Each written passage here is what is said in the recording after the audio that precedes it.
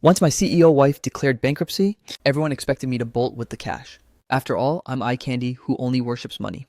I spent every single day splurging her fortune on pure decadence and luxury. Yet I actually intend to help her stage a massive comeback. Once she's back on top, even the scraps from her table would be enough to secure my financial freedom forever. But who could have possibly imagined that my CEO wife's ruin was nothing but a facade? When I transmigrated into this web novel, the story had already reached its grand finale. The breathtaking CEO is the very villainess the female lead crushed. I still vividly recall the final passage written about her. The only thing Bai Ningbing had left to her name was the husband lounging in her bedroom, along with his collection of luxury watches and designer clothes. But Ningbing knew the bitter truth herself. This man who ignored her unless he wanted money would soon vanish with his watches and wardrobe, leaving her utterly destitute and alone. I massaged my temples, thinking about my now bankrupt CEO wife, and let out a long weary sigh. Since our marriage, Ningbing has treated me quite well. Honestly, I'd feel like a total scumbag if I abandoned her the moment she hit rock bottom. At the very least, I should stay until she gets her career or income back on track. After taking a moment to clear my head, I got up and began tidying this chaotic disaster of a house. It took 3 grueling hours, but I finally managed to cram everything into a single corner of my room. The loot was piled high to the ceiling, over 100 luxury watches, and more than 80 designer suits.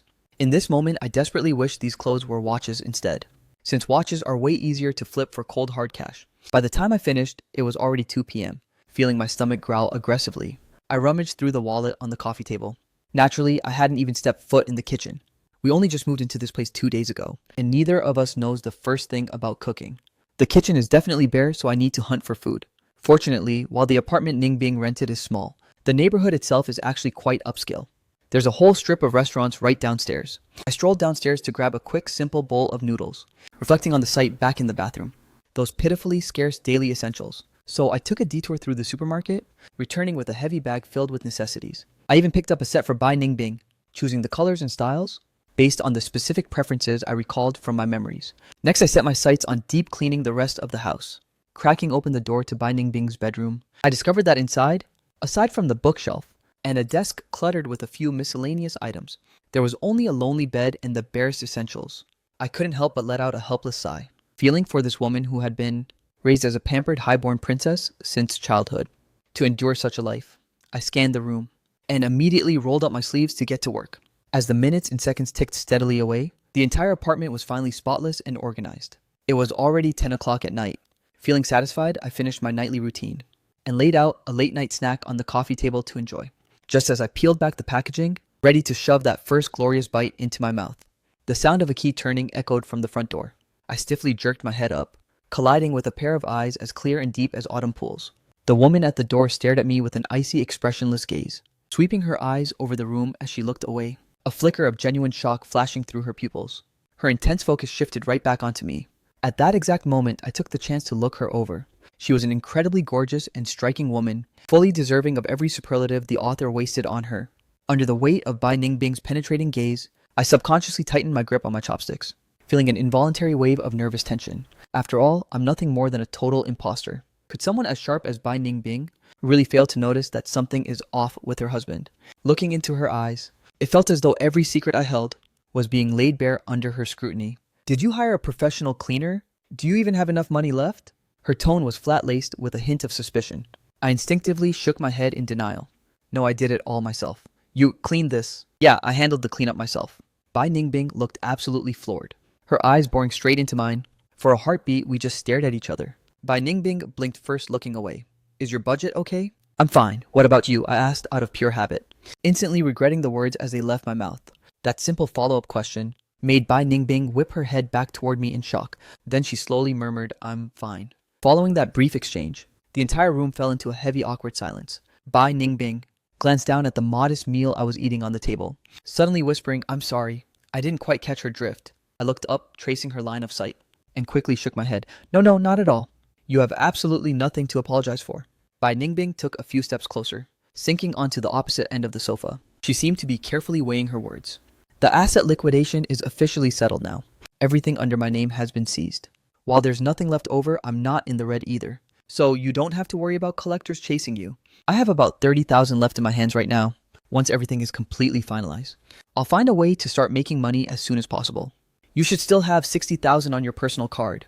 I've already covered 6 months of rent for this place. If you're looking for a divorce, I'll give you an additional 20,000 until you find a new place to stay. You're welcome to keep living here. I realized then with startling clarity that Bai Ningbing had been more than generous to me. Their entire remaining net worth was only 90,000. Yet, if we actually called it quits, she was willing to hand over 80,000 of that to me, on top of letting me crash here for free. She definitely wouldn't ask for the luxury watches or clothes back either.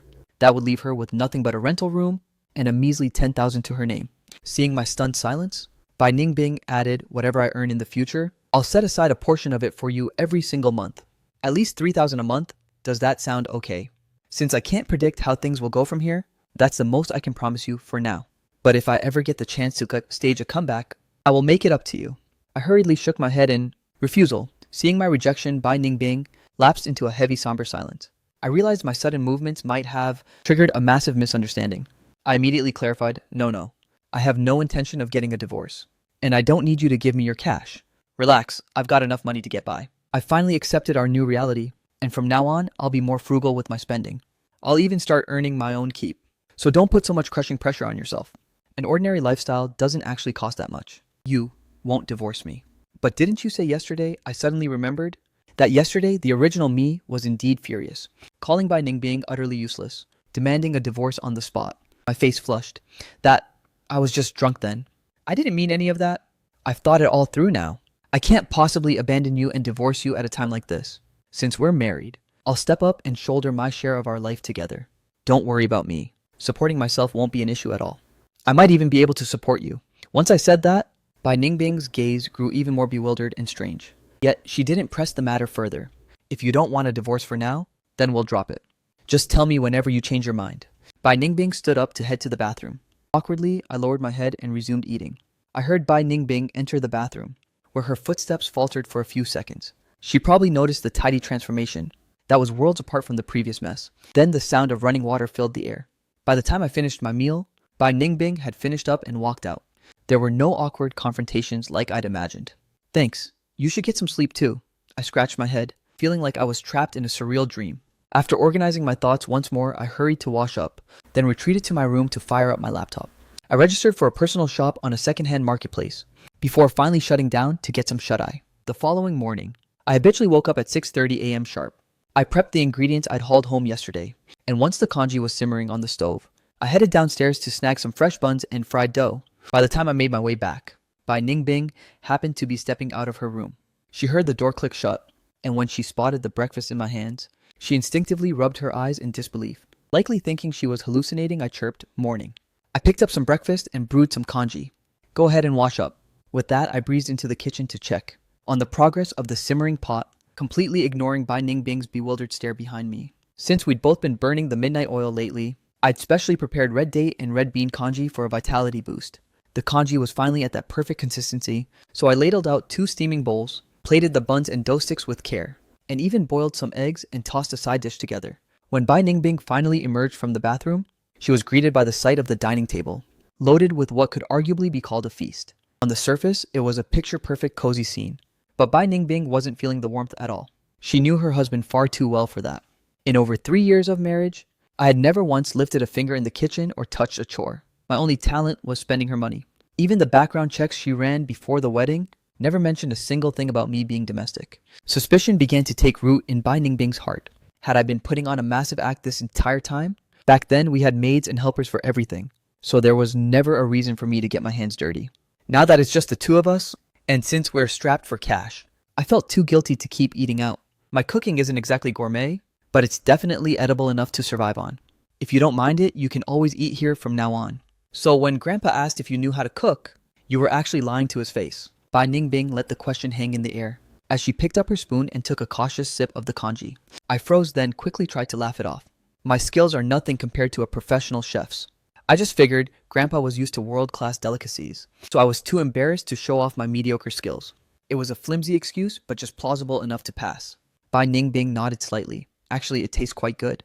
Watching her eat with such innate, effortless elegance, I had a sudden epiphany. For a woman raised on the finest gourmet cuisines, and the most meticulous lifestyle forcing her to eat, street stall food was a cruel adjustment. After the meal, Bai Ningbing moved to help carry the dishes to the kitchen. I quickly intervened. It's fine. I'll handle the cleanup. I can manage the dishes. So go ahead and focus on whatever you need to do. The assets still haven't been fully liquidated. I likely won't be back until late tonight. Don't worry about me. Just give me a call if anything comes up. The moment Bai Ningbing stepped out the door, I finally let out a massive breath of relief. I thought to myself, even if this woman is broke, that noble high-class aura of hers is impossible to erase. That invisible pressure she exerts is always simmering beneath the surface. If I hadn't dealt with my fair share of heavy hitters before, I honestly might have cracked under her gaze. I've got a mountain of tasks to tackle today as well. Beyond picking up more essentials for the house, I need to photograph all those luxury watches and designer clothes, to list them on the marketplace for a quick sale. Looking at that massive haul, I estimated I could flip it all for over $1 million. When the time comes for Bai Ningbing to make her move, she'll have some serious seed capital ready to go. On top of that, I need to study the local internet trends and consider diving back into my old hustle. In my original world, I was a seasoned web novel author. I majored in interior design in college, but after graduation, I didn't want a corporate 9-to-5. So I pivoted to full-time writing. I take on occasional freelance gigs for extra cash, and life was honestly pretty good. After scrubbing the dishes, I headed out with a strictly organized shopping list. I've never been a fan of aimless window shopping, so I grabbed what I needed and bolted back home. After setting everything up, I started the tedious photo shoot for the gear, grinding away until the sun went down. I was absolutely drained by the time I finished the watches. I nuked the leftover buns from breakfast for a quick bite, then decisively retreated to the bedroom to dive into the web novel world. Physical labor was out of the question for the rest of the day. I was strictly limited to mental heavy lifting now. 2 grueling hours later, I clapped my hands in pure triumph, draining the cold coffee on my desk in one single gulp. I've just made a massive discovery. The web novel landscape in this world is slightly lagging behind my original timeline. All those hit stories I wrote before could be revamped and re-released here with even better execution. This is a literal godsend of an opportunity. Suddenly, the sound of the front door clicking open echoed from outside. I hesitated for a heartbeat, then hopped off the bed and scurried out in my slippers. I had no choice. I realized this morning that the front door wasn't double locked last night. Bai Ningbing is likely so used to living in a high-security villa that she forgot these regular apartments require a manual deadbolt. Watching me emerge, her movements to hang up her coat faltered. "Oh, you're back. I only realized this morning that the door wasn't actually locked last night. Back at the villa, you had a security team handling everything. But we're on our own now. You have to remember to double lock this door at night. Otherwise, a thief could pick this lock in seconds." I understand, since we were basically acting like total strangers. I tried to break the ice. "Have you eaten yet?" "I have. I picked up some more daily essentials today. So if you feel like anything's missing, just let me know. I'll grab whatever else we need later." Nothing is missing for the time being. And just like that, the conversation died. What else was there even to say? I calculated my options for 3 seconds, before decisively choosing to retreat from the scene. Well, if there's nothing else, I'll head back to my room. Just shout if you need anything. Only after I clicked my door shut did Bai Ningbing finally begin to scan the apartment. She took a slow stroll through both the kitchen and the bathroom. The place was noticeably more stocked today, infused with a warmth and lived-in vibe that was missing before. Was this man actually planning to settle down here? It's like he's become a completely different person. I had no clue what was going through Bai Ningbing's head as I was hyper-focused on organizing my computer. The original owner of this body was actually a hard-working student getting into a top-tier university, but he basically coasted through his college years. His technical skills were a total train wreck, and this laptop is lagging like crazy. I need to purge all the junk files inside and see what kind of mess the original owner left behind. While digging around, I stumbled upon the photo gallery. It was packed with a bunch of subfolders, mostly narcissistic selfies of the original owner, plus a few shots of his parents. But the final folder was just a string of garbled code. I clicked it open and holy crap, it was filled with couple photos. This woman clearly looked like some high society socialite. She was undeniably stunning. But honestly, she's not exactly my type. Especially that smile of hers. It felt way too innocent and fragile to be real. Seeing how intimate they looked in the shots, my very soul started to tremble. I frantically checked the timestamps, thanking my lucky stars they were all from before the marriage. That was a close call. I kept a few of the more platonic photos, but I nuked the rest of that evidence immediately. Memories suddenly came flooding back. This woman was the original owner's old flame from his university days, a rich heiress from a prestigious family. But they've been broken up for ages, so there's zero reason to keep this digital baggage. It's a miracle Bai Ningbing never bothered to check. Otherwise, this would have been a total ticking time bomb. By the time I finally optimized the laptop, it was nearing 11 o'clock at night. I let out a huge yawn and crashed straight into bed. The next morning, I woke up even earlier than yesterday. Instead of heading out for takeout, I decided to whip up some signature fried rice myself, complete with 2 side dishes for balance. By the time Bai Ningbing rolled out of bed, I had the meal prepped and ready to serve. She finished her routine just in time to dig in. Bai Ningbing stared at the steaming plate of fried rice, looking genuinely stunned. You can make fried rice too. You bet. My repertoire isn't exactly massive, but I can handle home-cooked staples without a hitch. It's not exactly a 5-star delicacy, but it's definitely good enough to eat. Just don't be too picky. Bai Ningbing took a spoonful and tasted it. Not bad. It's actually quite delicious. Glad you like it. I'll be coming back for lunch today. I was stunned for a heartbeat, but quickly snapped back. Anything special you want to eat? I'll leave the menu up to you. But I'm craving rice. Got it. How about some sweet and sour pork ribs, stir-fried tomato and eggs, and an egg drop soup? Will that be enough to fill you up? It should be plenty. Then go ahead and handle your business without worry. After finishing her meal, Bai Ningbing grabbed her coat and headed out. As usual, I was left to handle the dishes. Once she left the complex, Bai Ningbing stepped into a car parked right at the entrance. The driver was her former assistant Gu Xinhan, a friend chosen by her grandfather to grow up alongside her. The moment she saw Ningbing settle into her seat, she handed over a paper bag. Ningbing, here's some breakfast from Shui's bakery. No thanks, I've already had Gu Xiaoyu's fried rice. Gu Xinhan's hand froze mid-air as she gasped, What? Brother Xiaoyu actually knows how to cook. It was news to me too, honestly. He brewed some congee yesterday, which I thought was a total miracle in itself. When he claimed he could cook, I figured he was just bragging. But then he actually whipped up fried rice today. I told him I'd be back for lunch, and he even promised to make a few stir-fried dishes. Hearing about my bizarre behavior, Xinhan frowned deeply. He isn't plotting something shady, is he? I recall you two always kept your distance before. The guy was famously good for nothing. Wait, didn't he mention wanting a divorce earlier?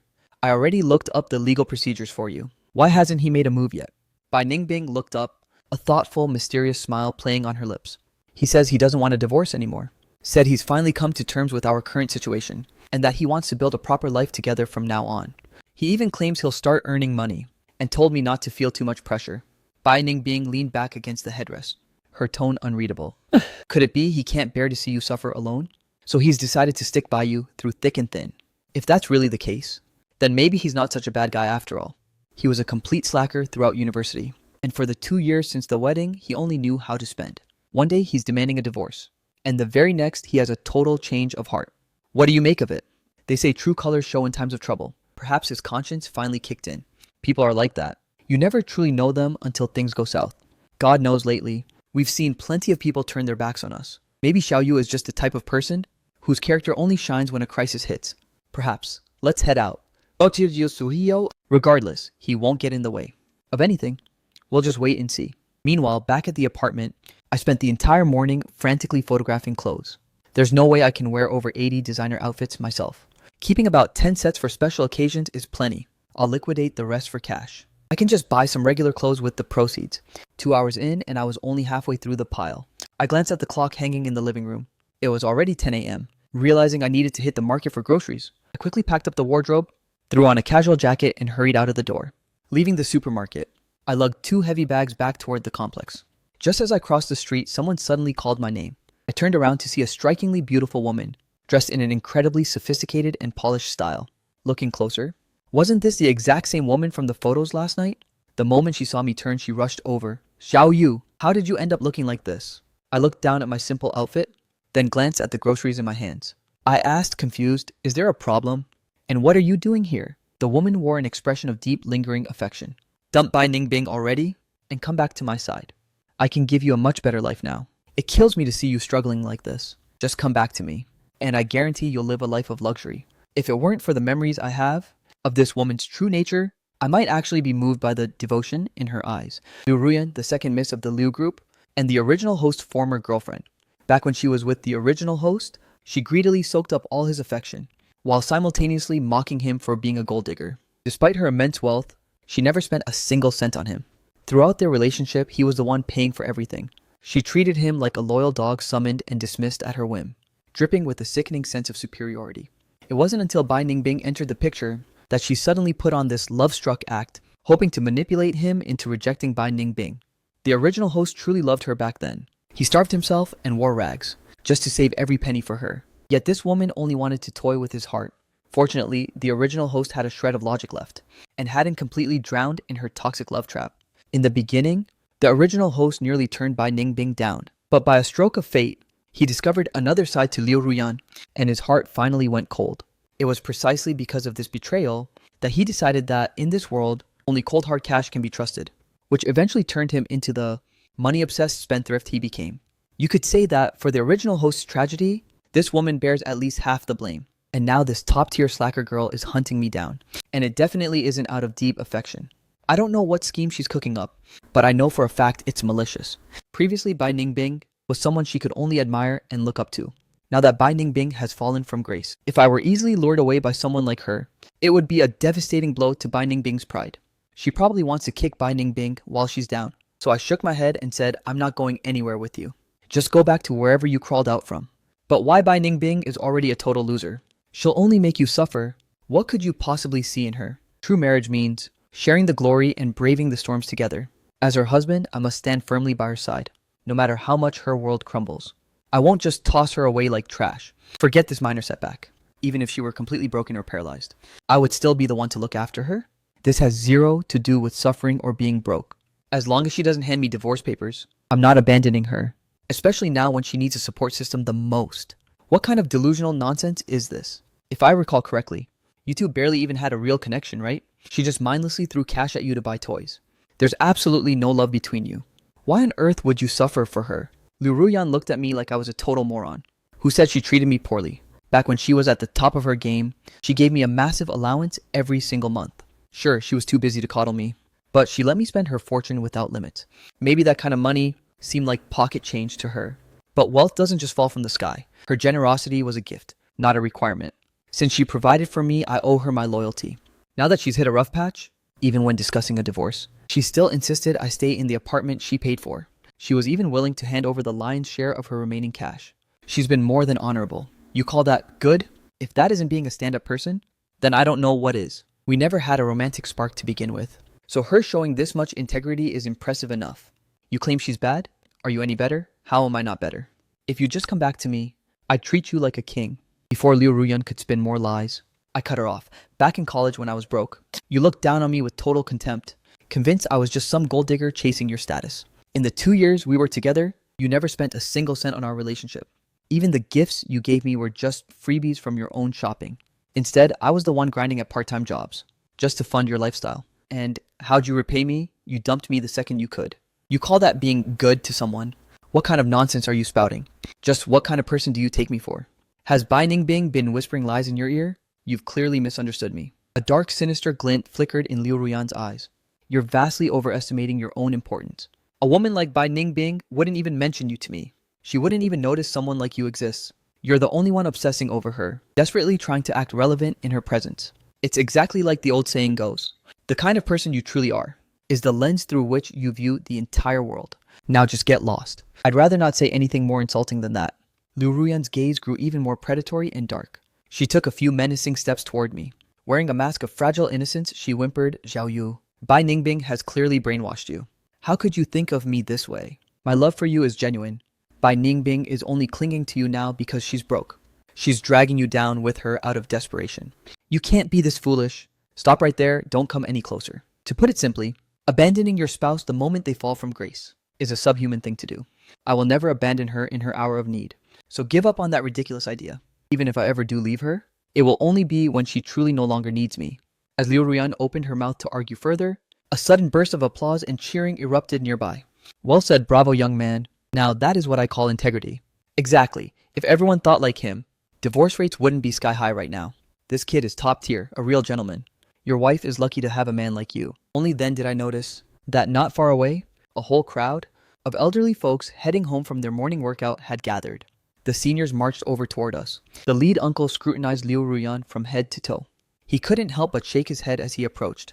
Listen here, young lady. That man is perfectly happy with his wife. Trying to wreck a home like this is absolutely disgraceful. Think about it. If you were the one married, and some woman was constantly trying to steal your husband, how would that make you feel? Do not do unto others what you wouldn't want done to you. Exactly. You claim he should ditch his wife just because she's broke, and run off with you instead. Can you honestly guarantee that you'll never face a day where you're penniless too? This squad of elderly neighbors was like a dam that had finally burst, unleashing a tidal wave of criticism upon Liu Ruyan. They didn't give her a single second to fight back. In an instant, she was branded as a morally bankrupt toxic, an utterly irredeemable homewrecker. I quickly cleared the way for the elders, hiding behind the crowd and suppressing my laughter. This woman seriously needed a reality check. You guys definitely need to give her a piece of your mind. I've got to get home and start lunch, so I'll head out first. Let's catch up properly another time. Ah, no worries, you head on back. We'll handle things here. Not far away. Bai Ningbing and Gu Qinghan had witnessed the entire scene. They sat motionless in the car, stunned into silence for a long moment. Only after Liu Ruyan was forced to admit her mistakes and was finally released by the lecture-heavy crowd did Gu Qinghan speak up in total disbelief. Bing Bing? That was really Brother Xiaoyu just now, wasn't it? I feel like he's a completely different human being. It was him. Then Xiaoyu is actually amazing. I know we only saw him as a reckless big spender before, but now that you're technically bankrupt, he refuses to abandon you. He'd rather suffer by your side than walk away. And it's not even just about love, it's pure integrity. It's exactly what those old folks said. His moral compass is off the charts. Bai Ningbing also began to realize that her perception of me was fundamentally flawed. After parting ways with Gu Qinghan, Bai Ningbing headed straight home. The moment she opened the door, she saw me hunched over my laptop, on the rug in front of the living room sofa, typing away with frantic, lightning-fast speed. The entire apartment was filled with the savory aroma of meat. Oh, you're back. Bai Ningbing placed the groceries near the coffee table, walking over curiously to get a closer look, only to discover I was actually drafting a story. I figured my major skills have mostly rusted away, but I still remember some of the things I learned back then. Plus, I've always been a total bookworm for web novels, so I'm pretty familiar with how this industry works. I'm planning to try writing online, hope you don't mind. I asked casually, my fingers never stopping their frantic dance across the keys. Bai Ningbing felt this actually made sense given my situation. Since she didn't expect me to be a breadwinner anyway, she gave a non-committal response. Do whatever makes you happy. I knew this high-class lady likely looked down on this kind of low-brow work, or perhaps she just didn't understand the appeal. I quickly changed the subject. The ribs are already simmering. Dinner should be served in about an hour. Go ahead and handle your business. Bai Ningbing gave a slight nod, freshening up and changing before retreating into her room, not emerging again for a while. An hour later, I tapped on her door to summon her for dinner. 2 bowls of steaming rice sat on the dining table, surrounded by a surprisingly vibrant spread. The colors were vivid and appetizing, and I'd even added some garnishes for flair. One look was enough to tell the meal was crafted with care. This is actually my first time making sweet and sour ribs, so I'm not sure if they hit the mark. Give them a taste. If they're a disaster, I'll whip up a quick smashed cucumber salad. Ever since the tragedy with my parents back in college, I've been navigating life entirely on my own, influenced by my mom and dad. My standards for quality of life aren't overly extravagant, but they certainly aren't low either. I kept my home spotless and tidy, and whenever I had a spare moment, I'd cook for myself. My routine was disciplined and orderly, so my survival skills were top-notch. My modesty now was just a polite social grace. While I wouldn't claim to be a Michelin chef, I definitely mastered the art of home cooking. Back in the day, I was the designated chef for every friend group hangout, earning plenty of rave reviews for my dishes. Bai Ningbing picked up a rib and took a bite, nodding in genuine approval. Not bad. It's actually quite delicious. Glad you like it, so make sure to eat your fill. Life has been a total chaotic mess these past few days, leaving you with no decent meals and zero rest. You've had it rough. I poured a glass of freshly brewed lemon tea and slid it across the table toward her. It's lemon tea with just a hint of honey to give you a much needed vitamin C boost. Drink as much as you can manage. And don't mind the tartness. Bai Ningbing's eyes were filled with scrutiny. She felt as if the man standing before her was a total stranger. Compared to the intel she'd gathered in the past, and the 2 years they'd spent together, nothing added up. Yet she had never truly paid close attention to him before, so she couldn't swear her past information was entirely accurate. She could only suppress the swirling doubts in her heart. You've worked hard. Not at all, not at all. I'm just lounging at home, safe from the elements, while you're out there facing the brunt of the storm. You're the one struggling, so please eat more. I flashed a small supportive smile. Honestly, just thinking about it, I could tell. Bai Ningbing was once an unreachable goddess, while the old Master Bai was still among the living, who would dare provoke the prestigious Bai family. And since childhood, Bai Ningbing was always the elite among elites. Countless peers grew up in her shadow, constantly being compared to her by their parents. Now that the old Master Bai is gone, the vultures in the extended Bai family are only obsessed with carving up what's left of the estate. The remaining scraps, they're dying to see Bai Ningbing hit rock bottom, and would never dream of extending a helping hand. Instead, they'd rather kick her while she's down, relishing the sight of someone they once looked up to, finally being trampled under their boots. Actually, back when I was just reading the novel before transmigrating, I never quite understood why Bai Ningbing stubbornly refused any aid from her wealthy inner circle. If she had simply accepted their help, she would never have fallen this far from grace. Unfortunately, our current relationship is still pretty icy, so I'm not exactly in a position to pry. Considering Bai Ningbing was once a high society heiress, she likely has her own reasons for being so prideful. I'm not sure how Bai Ningbing felt about the meal, but personally, I ate until my heart was content. I bet Bai Ningbing didn't hate my cooking either, since she actually went back for seconds. I'll just leave the dishes in the kitchen sink for now. Don't worry about them.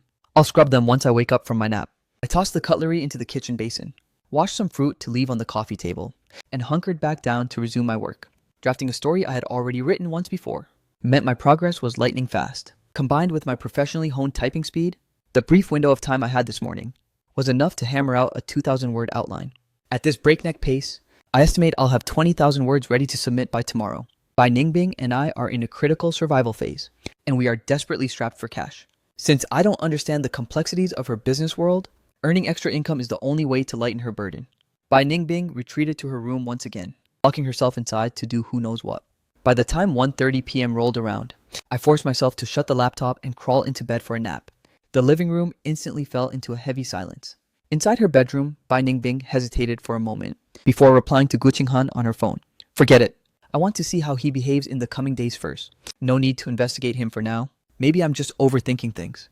Let's wait and see. Barely an hour later, the alarm blared. Dragging myself out of bed, my head felt like it was spinning. I stumbled blindly toward the bathroom, finding the door pulled shut, muttering a self-deprecating complaint under my breath. I grabbed the handle and yanked the door wide open. Just as I was about to step inside, I looked up and locked eyes with the person already in there.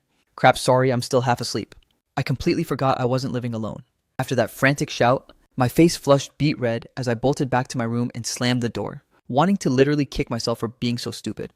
That was beyond awkward. It took a good while before I could steady my nerves enough to twist the knob and venture back out. Bai Ningbing happened to be exiting the bathroom at that exact moment, causing us to lock eyes for the second time. Despite the 4 or 5 meters of space between us, it's fine. Don't make it weirder than it needs to be. This place is pretty cramped. We're bound to bump into each other constantly, so just get used to it.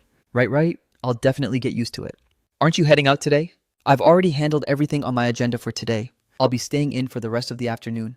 After Bai Ningbing finished speaking, she suddenly realized I'd been cooped up for days. Is there anything you need help with around here? I felt a wave of nervous apprehension wash over me. What's wrong? Is something the matter? Even though I was raised in the luxury of the Bai family, I haven't completely lost my basic survival skills. Since we're sharing this tiny home together now, you can just be direct with me if something needs doing. I'm not some fragile princess. Understood. I'll keep that in mind. Looking at Bai Ningbing's dead serious expression, I actually found her surprisingly adorable. Regardless of whether she's winning or losing in business, her beauty is truly in a league of its own. As the most stunning woman ever penned by the author, she remains breathtaking even when she's totally expressionless. I honestly think my ability to stay composed while facing a woman like her is legendary. I must have iron willpower. Bai Ningbing gave me a deeply meaningful look before retreating back into her private room. That's when a crucial question suddenly hit me. I scrambled to my feet and ran to her door. Wait, what do you want for dinner tonight? Whatever is fine, I'm not picky. Well, the heiress is proving much easier to maintain than expected. I strolled back to my makeshift workspace. Settling by the coffee table, I resumed my frantic typing. Just as I finished a chapter, I remembered the items I'd listed on the secondhand site. I quickly logged in to check the status. Holy crap. I've already moved 12 watches and 2 designer outfits. I don't have a deep grasp of luxury resale values. So when I listed them earlier, I did some quick market research online and slashed the prices by 20% to ensure a fast flip. Most of this gear hasn't even been unboxed yet, but I was worried Bai Ningbing might need emergency cash. So I didn't dare set the prices too high. I was worried nobody would drop that kind of dough. But I guess high-end goods move incredibly fast. I began meticulously recording all the shipping addresses. Once I'd safely saved the document, I bolted into the room to gather the watches and apparel. Since the volume of items was quite substantial, I decided to schedule a courier for a home pickup. Half an hour later, every single item was securely boxed and taped up, and the courier had just arrived at the door. Bai Ningbing must have caught the commotion as she stepped out of her room. What is all this? There were way too many clothes and watches. And since I don't really go out much these days, they were just gathering dust and hogging space. I sorted through them and decided to liquidate a few. These are the ones that sold just today, so I need to ship them out to the buyers ASAP. You don't have to do that. We haven't plummeted so far that you need to sell your belongings. Honestly, they were mostly just cluttering the place up. Besides, they're not even the latest season anymore. I'd never actually use them if I kept them, so it makes more sense to flip them for cash. That way, if a new release catches my eye later, I'll actually have the funds to buy it. That should be enough to save this lady's pride, right? I thought I was being incredibly tactful, but somehow a specific word I used must have struck a chord with the heiress. Bai Ningbing's grip on my hand trembled for a split second, before she let go, no longer opposing me. Fine, she murmured. We'll get you new ones later, as if I'd dare buy new ones. One of these watches cost tens of thousands, enough to cover my living expenses for half a year. Buying a couple of those is a one-way ticket to eating dirt. While I was mentally roasting the idea, I kept my poker face perfectly intact. She's a high-born socialite after all. Pride is everything to her. I flashed her a bright, reassuring grin. I'll be waiting for you to buy me those new watches then. Bai Ningbing found herself momentarily dazed by the smile, one that belonged to a familiar face but felt entirely foreign and strangely radiant lately. She quickly looked down at the stacked boxes on the floor, bending over to pick them up and helping the courier load them into the shipping bags. Only after the courier had vanished with the haul did Bai Ningbing ask, "How much are you expecting to make?" There were originally over 100 watches and 80 designer outfits. More than 70 of those watches are still factory sealed. I'm planning to liquidate the entire collection. Out of the remaining 50 pieces, I'll sell about 40. Keeping 10 watches should be more than enough for me.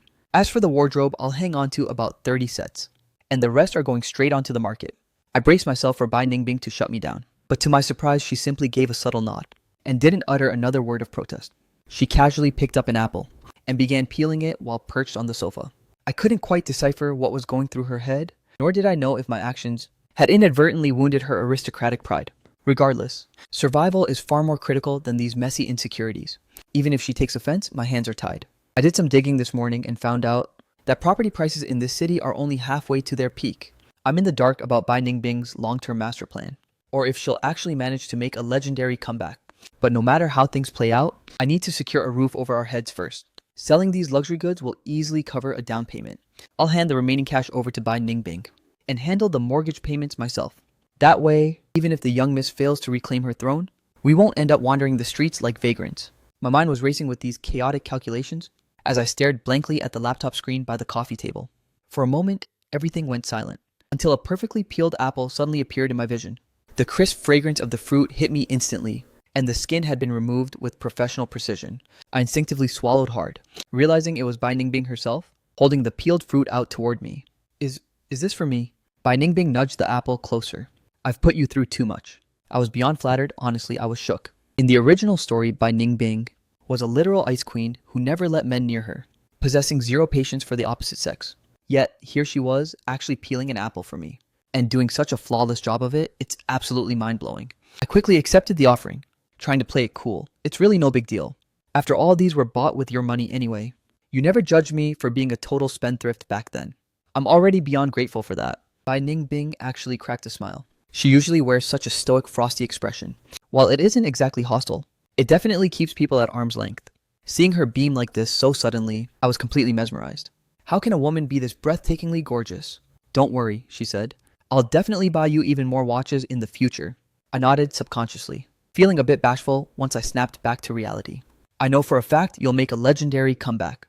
Don't stress, I'll be waiting for you to buy those watches. Good luck, you've totally got this. With that lingering trace of a smile on her lips, she turned and headed back to her room. In a place where I couldn't see, a flicker of genuine amusement danced in her eyes. I spent the entire afternoon grinding on my manuscript, finally churning out over 10,000 words before dinner.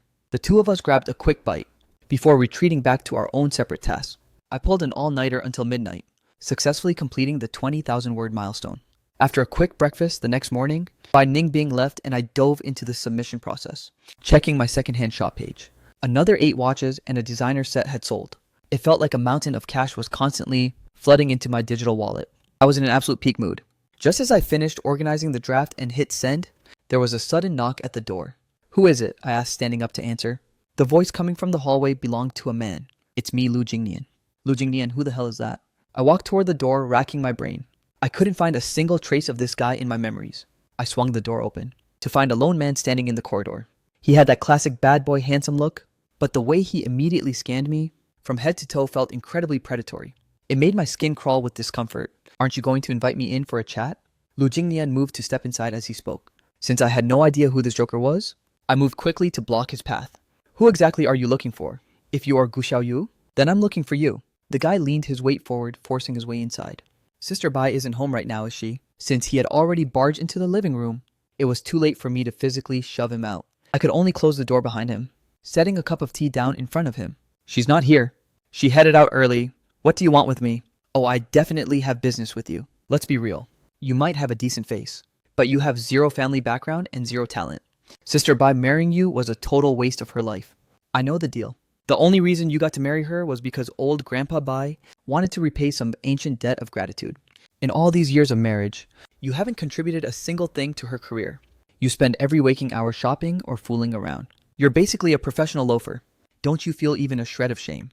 May I ask a bold question? Just who exactly are you to Bai Ningbing?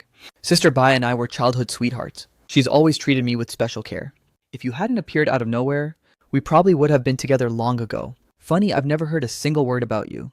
Isn't that obvious, you idiot? Do you really think Sister Bai would brag to you about having a childhood sweetheart? Thinking about it, Bai Ning, Bing really wouldn't mention him to the original owner. First off, they were practically strangers. And second, she wasn't the type to gossip. I nodded slowly. So what exactly is the point of this visit? Sister Bai is at her lowest point right now. How can you have the gall to keep dragging her down? Giet. My father agreed that as soon as we marry, he'll fund her entire comeback. So the right thing to do is divorce her. If Bai Ningbing actually wanted a divorce, she could just tell me herself. Why would she need you to play messenger? It's not like I'm a desperate clinger. Unless this is actually just your own deluded fantasy. How could Sister Bai possibly bring herself to say such a thing because of her high status and pride? This is a move you need to make yourself. You've squandered so much of her fortune over the years, offering absolutely zero in return, yet she never once made life difficult for you. Now that she's in a desperate crisis, since you're clearly too incompetent to help, don't you think you should at least stop being a burden? Take the initiative and file for divorce. She can just follow your lead, and everyone saves face in the process. Is this what Bai Ningbing actually wants? This is what I want. Why are you being so dense? Sister Bai isn't the type to stoop to this level. It's up to us to proactively step up for her. You divorce her first, so that I can step in as her husband. Only then can she accept my father's financial backing. If this were coming from Bai Ningbing herself, I'd have no problem walking away from this marriage. But since you admitted this is your own agenda, then I have a few questions for you. Before Bai Ningbing and I tied the knot, were the two of you actually in a relationship? Does she even love you? Lu Jingnian's hand froze mid-sip. That's irrelevant. She's just not great at expressing her feelings. Besides, it's not like she loves you either. I can provide real support while you're just dead weight. I'm 100 times more suitable for her than you are. I think you're dead wrong. Maybe I don't have a full grasp of Bai Ningbing's character yet, but I am absolutely certain of one thing. She would never easily accept charity from your father, especially not when that help is a transaction with her marriage as the price tag. You think forcing her into your father's debt is helping her, but you haven't considered the cost. If she uses your father to reclaim her throne, how will she ever hold her head up in the business world? She'll forever be haunted by the rumor that she only built her empire by riding on someone else's coattails. It's true, I don't know Bai Ningbing perfectly, but I believe that villainess described in the original novel isn't someone who would ever settle for being a parasite. In fact, if she were willing to bow her head and compromise, she wouldn't have faced half the hardships she did. A person with that kind of iron will, how could she ever accept using her own marriage as a bargaining chip, just to claw her way back to the top? At least not in the foreseeable future. Honestly, I don't even mind the idea of divorcing Bai Ningbing, but it certainly won't be because some outsider instigated it. I'm making my stance clear. What Bai Ningbing wants to do is entirely her own business. I will absolutely respect whatever choice she makes. It was as if I had stepped right on Lu Jingnian's tail. He instantly exploded in a fit of rage. You just want to cling to her and refuse a divorce, don't you? How can a man be so incredibly selfish? Sister Bai has already been more than generous to you. Now that she finally has a shot at a comeback, you're going to personally sabotage it. You are truly disgusting. Mr. Lu, I've been more than polite with you so far.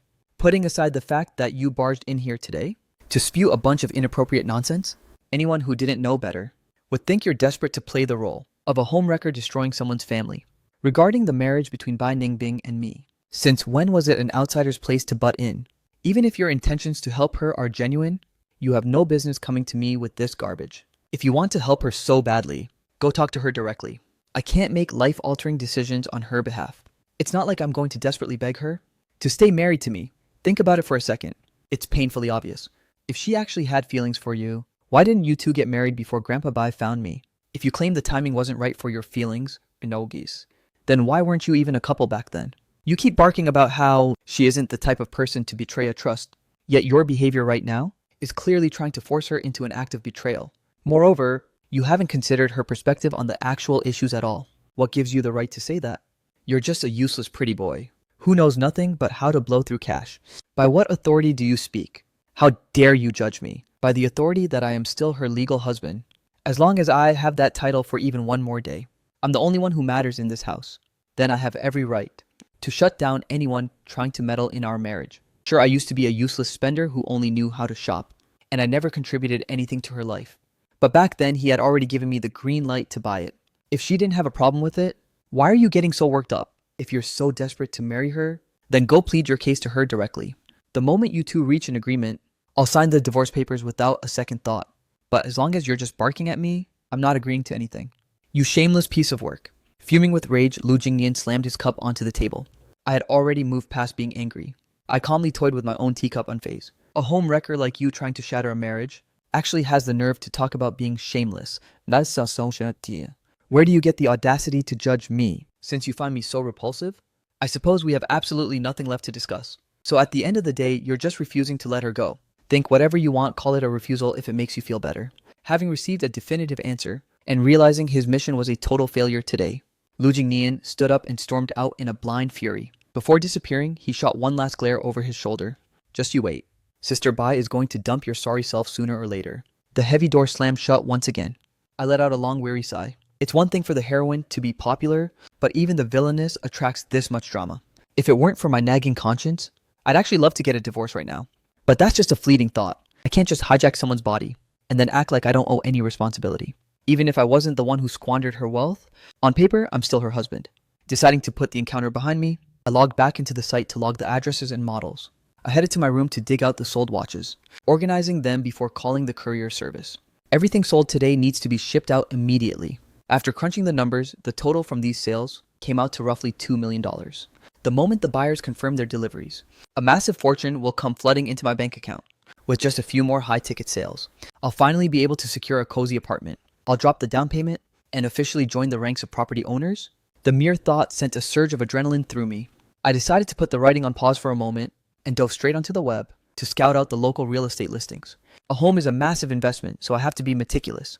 I was so deep in the rabbit hole that noon arrived in a flash. Without even closing my tabs, I scrambled to the kitchen to prep lunch.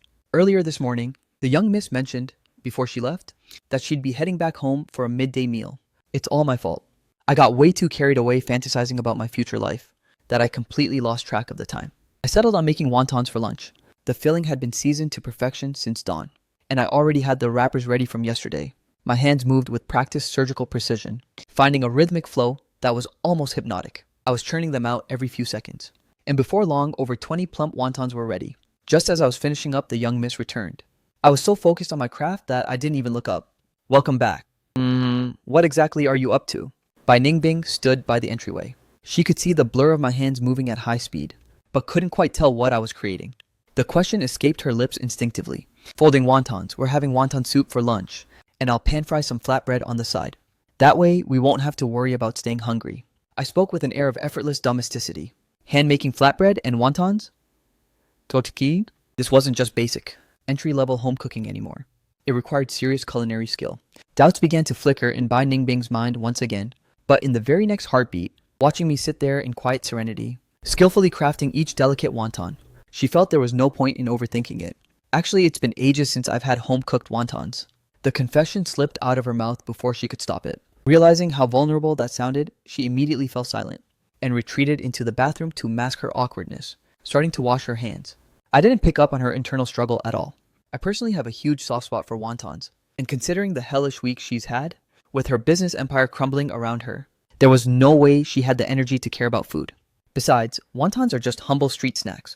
It's only natural she hasn't indulged in years. Then you should definitely eat your fill today. If you're craving more, I'll boil an extra batch right now. I'll prep the rest and stash them in the freezer. That way, if we ever feel lazy, we can just toss them in the pot. Go ahead and cook a large portion then. Bai Ningbing emerged from the bathroom with that simple request. It truly had been an eternity since she'd tasted comfort food. The last time she enjoyed a snack like this was years ago. If I hadn't brought it up out of the blue, she probably wouldn't have even realized just how long it's been since she actually relaxed. Got it, a feast it is then, I chirped, my fingers continuing their rhythmic dance. From my perspective, life is brimming with hope and these tiny sparks of joy. Happiness is something you build day by day. Being granted a second chance at life is a miracle in itself, and every gift from fate should be cherished deeply. Just being able to sit here folding dough and eating a warm meal is pure bliss. Nearly an hour later, 2 bowls of steaming, fragrant wontons were served. I called Bai Ningbing over as I took my seat, nodding toward the chair for her to join me. My face was lit up with an expectant grin. Hurry up and take a bite. I've got a feeling these turned out pretty legendary. I wasn't sure about your appetite, and wontons alone can be a bit light, so I whipped up some breakfast wraps as well. By the way, do you even eat wraps? She found my question somewhat amusing, though she kept her classic poker face intact. Of course I do. I'm a human being, aren't I? She sat down and sampled a single wonton, delivering her verdict, "The flavor is quite excellent. See, I told you my wontons were top tier. I mostly make them because they're my favorite. Since you like them, don't hold back, eat up." Our eating paces were worlds apart. Even though she ate only half as much as I did, she finished her bowl at almost the exact same time. But this time, just as I moved to clear the table, suddenly she blurted out, "I'll go ahead and buy a dishwasher. It's just a few plates and bowls. It barely takes any effort at all. There's no need to waste money on that. It doesn't cost much." "It's fine," Bai Ningbing added nonchalantly. In an instant, my expression twisted into a look of pure hesitation. What's the matter? Has our young miss still not adjusted her mindset to our new reality? Has she not realized that right now, we aren't the filthy rich elite we used to be? I was debating whether to give the young miss a blunt reality check, but one look at her slightly furrowed brow, and the warning I intended to give shifted into something else entirely. "All right, I'll look into buying one later then. You don't need to stress over it. I'm a very particular person, so it might take me a while to pick the right one." I let out a silent sigh in my heart after speaking. Being beautiful really is an unfair advantage. I couldn't even bring myself to say anything that might bruise the young miss's delicate ego. Since I already claimed to be super picky, taking forever to find a satisfactory model would be a perfectly normal excuse. Bai Ningbing glanced at my conflicted face, and it suddenly dawned on her exactly what her husband was actually agonizing over. For a moment, a strange sensation washed over her. Though her early years were strictly managed by Grandpa, and she had tasted the bitterness of poverty ever since she finished her training at 15, she had never felt the sting of being broke again. It's not that she actually lacked funds this time, it was that her legal husband assumed she was penniless. And yet, even under that assumption, he went out of his way to avoid mentioning it to her face.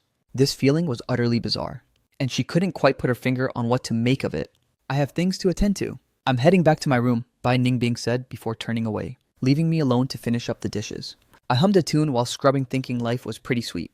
I have a roof over my head and food on the table. The watches and designer clothes are selling like crazy. I'll soon have a home that's officially mine. The future is looking brighter by the second. The young miss has the talent to make it after all. Her making a legendary comeback is only a matter of time. Maybe when the time comes, she'll even share a bit of the wealth. But even if she never rises again, it's no big deal. I'm perfectly capable of providing for this family myself. For now, having her around as someone who's at least a friend means I don't have to worry about being alone if something happens. She definitely won't stay idle forever. We'll eventually transition into a normal, quiet life. If she wants a divorce, I'll give it to her without a fight.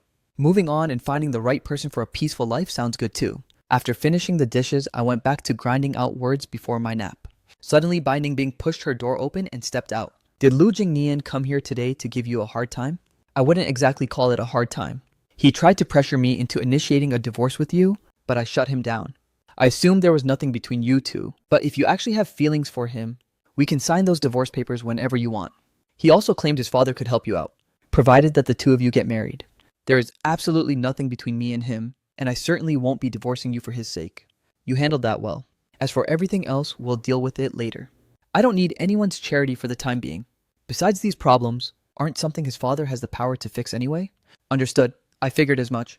I stood up, preparing to head to my room for a siesta. Bai Ningbing suddenly spoke up, eyeing me with deep scrutiny. "Do you have anything else to say? Since when did you pick up the habit of taking afternoon naps?" My body stiffened as I offered a slightly guilty explanation. "Well, I just suddenly realized that my old lifestyle and routine were pretty trash, and my physical health was hitting rock bottom. So I'm forcing myself to make some adjustments. Actually, you should try taking a nap at noon too. It'll give you a massive energy boost for the afternoon, and make your work way more efficient. Go ahead and get some rest then." Bai Ningbing stood up and retreated to her own room, leaving me standing there feeling incredibly anxious. I frantically racked my brain hoping I hadn't slipped up. After enduring the massive trauma of a family bankruptcy, who wouldn't want to make a fresh start and change their ways? Inside her private sanctuary, Bai Ningbing sat back down at her desk with a cold, expressionless face, lost in a whirlpool of deep thought. After a brief silence, she still seemed unable to reach a final decision. Instead, she flipped open her phone and dialed a number. "Within the next few days, order a high-end dishwasher and have it delivered to my place. There are still some things I need to observe. Until then, we will continue according to the current arrangement." After ending the call, Bai Ningbing set her phone down on the desk. Her gaze inadvertently drifted toward the bed, and my earlier words echoed in her mind. Is an afternoon nap really that miraculous? Before she could even process the thought, she had instinctively collapsed onto the mattress. As her muscles finally began to relax, it actually felt incredible. Having been buried under business for years, It had been an eternity since she enjoyed a peaceful, deep slumber. Unknowingly, it was already 2:30 in the afternoon. I twisted the doorknob and stepped out of my room, releasing a massive, satisfying yawn. I headed to the bathroom to splash some water on my face. Just as I stepped back into the hallway, I saw Bai Ningbing emerging from her bedroom. Her eyes were still hazy with sleep. Good lord. Does the young miss always look this stunning when she wakes up? This is borderline illegal beauty. How could someone this radiant be the villainess? The author must have poured so much effort into crafting such a perfect antagonist. And yet, they ultimately handed her such a tragic, gut-wrenching end. What a total waste, I thought to myself. Lost in thought, I failed to guard my expression, allowing a flicker of genuine pity to cross my face. Bai Ningbing caught it instantly, that look of raw, heartfelt sympathy. It hit her like a physical burn. She immediately averted her gaze. Do you need the bathroom? No, not at all. I'm already finished. After you, please? I hastily moved aside for her to enter. Then I settled back down in front of the computer, ready to resume my writing grind. The moment I logged into my chat app, I noticed a new friend request notification. The BioRed editor from the literary website. Bai Ningbing heard the commotion outside and stepped out while drying her hands. What happened? My novel just passed the initial screening. Once it clears the second review and the final audit, it's going to turn into cold hard cash. Really, then you have my sincere congratulations. Cheers to both of us, big wins all around. I stopped paying attention to Bai Ningbing after that, diving back into the world of my novel to resume the grind. Seeing me occupied with the laptop and hard at work, she quietly retreated back into the bathroom. That afternoon, I scheduled another courier pickup. The courier was a young woman. Mr. Gu, are you running an online shop or something? These watches all look incredibly high-end. If it's possible, could you sell me one at a discount? I'm looking for a solid gift for my boyfriend. I blinked in surprise and waved my hands. Sorry about that, but I'm not actually running a store. I'm just handling the shipping for a friend. The price tags on these watches aren't exactly cheap. It seems they're all worth tens of thousands. I can't make a call on that kind of money. But if you're serious, I could ask for you. Tens of thousands each. Good lord. So these are all luxury timepieces. I'm not really an expert on the subject, but I suppose they are. Anyway, they're pricey. As I was speaking, the elevator doors nearby slid open. Bai Ningbing stepped out into the hallway, having overheard every single word. What's going on? Oh, nothing. The courier lady wanted to buy a watch, but since they aren't mine to sell, I thought I might ask my friend on her behalf to see if there's any wiggle room on the price. No, don't bother. If these are luxury goods, then just forget it. I'm just a regular person. A watch that expensive is way out of my league. Is this all for today's pickup? If this is everything, I'll pack up and get going. They'll be processed shortly. Yeah, that's the whole lot. Thanks for the help. The courier hoisted the packages and left via the elevator. Only then did I realize I was still blocking the entrance, so I quickly ushered Bai Ningbing inside. How did you manage to get back so quickly? The workload today was lighter than expected. Why did you claim the watches belonged to someone else? Telling the truth just didn't seem appropriate. I'm not entirely sure about the security level of this place, and flashing wealth could attract unwanted danger. Besides, that courier has been here multiple times. We're basically familiar faces now. I'll still need her help for future shipments. If I claimed they were mine but didn't offer a massive discount, she might start harboring a grudge. What if she sabotages my packages out of spite? Sure, I could file a formal complaint later, but that's a massive headache I'd rather avoid. After all, you can know a person's face but not their heart. Since we're just casual acquaintances, it's honestly not worth the risk. I see. You've actually been quite thorough in your thinking. By the way, there's a gala in a few days that requires both of us to attend together. Make sure you start your preparations early. A gala I've barely ever set foot in those circles. Won't my presence just cause more trouble for you? Don't worry. At this stage, no one is capable of making things worse for me. Even if trouble arises, a little more won't make a difference. Bai Ningbing calmly reached for the glass on the table and poured herself some water. Hearing that left a bitter taste in my mouth. Understood. I'll make sure I'm ready. For the next 2 days, she continued leaving early and returning late, but she made it a point to eat at home every morning and night. I fell into a routine of preparing meals for two, spending my days grinding out chapters and selling luxury goods. I also spent hours researching how to handle high society events. Today, the moment Bai Ningbing stepped through the door, she noticed I wasn't hunched over the sofa as usual. Instead, the second the door creaked open, I fixed her with an intense burning gaze. My expression was borderline unsettling. She glanced at the outfits scattered on the sofa. What's to this? Why did you buy so many clothes? Young miss, I desperately need your expertise. It's been an eternity since I attended a banquet, and I'm completely out of the loop on what styles are currently trending in high society. These are the formal suits I've narrowed down. Could you take a look and tell me which one works best? Didn't you used to pride yourself on your own fashion taste? The sudden change in my environment has made me sensitive. That's why I was so obsessed with picking my own outfits, trying desperately to protect my fragile dignity. but I've finally come to my senses. A person is who they are regardless of the facade. There's no point being so prickly and making myself look pathetic. It's much better to just be honest about what I don't know. It seems you've gained some perspective. Now hurry up and tell me which suit actually works. I'm completely stuck. Bai Ningbing scanned the options back and forth, before casually pointing to a classic jet black tuxedo. Go with this one. It's understated and dignified. Perfect, I replied. This is the one then. With the suit chosen, I began packing away the rejected alternatives. When it was finally time for the gala, Bai Ningbing took the wheel herself to drive us there. I deliberately chose to sit in the back seat. She caught my eye through the rearview mirror. Aren't you dressed a bit light? You'll freeze. I'll be fine. It's got long sleeves after all. So it's not that bad, I said. Why do I get the feeling that your attitude toward me has become strange? How so? We don't have any bad blood. And you've been incredibly supportive of me. I'm more grateful than I can put into words. It's just that we didn't interact much before.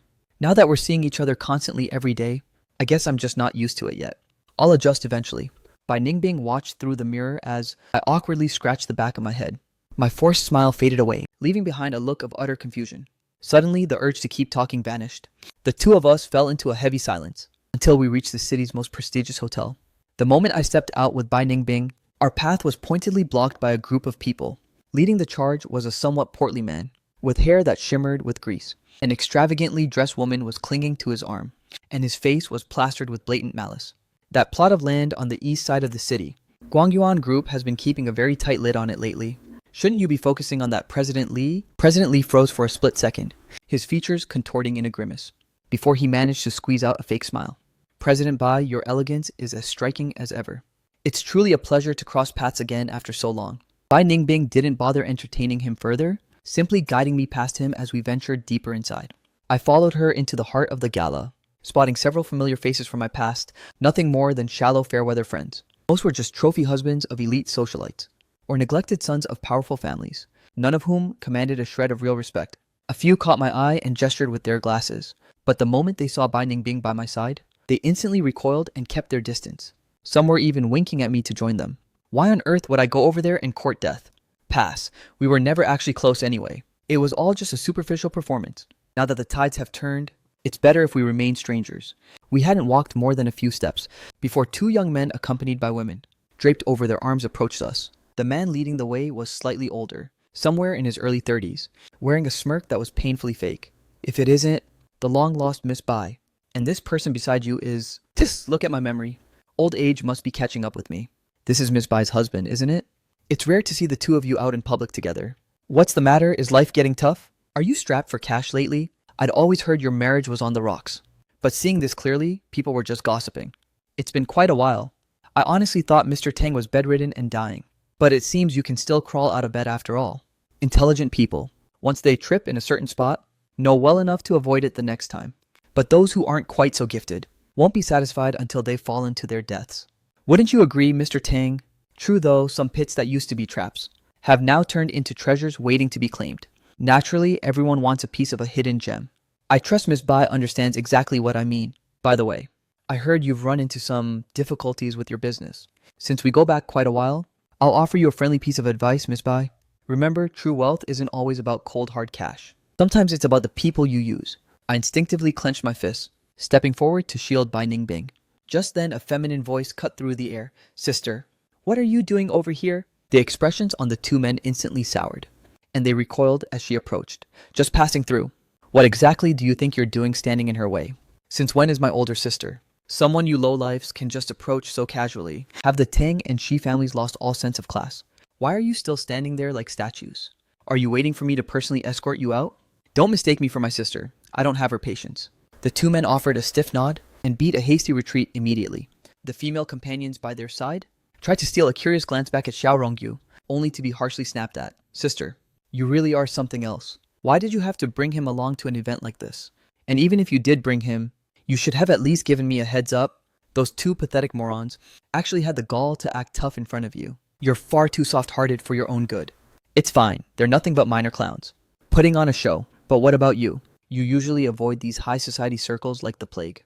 What brought you here today? I was worried that if you showed up, you'd run into some blind idiots who don't know their place. It took a massive effort to get my manager to clear my schedule and cancel my appearances. But thank God I came. Otherwise, who knows what kind of trash.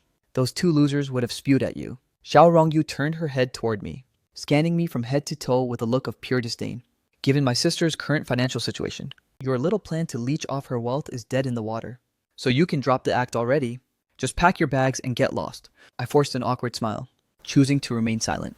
Watch your mouth. We haven't even filed for divorce yet. Let's move, she said. Find a place to sit. Fine, I'll head over there with you guys.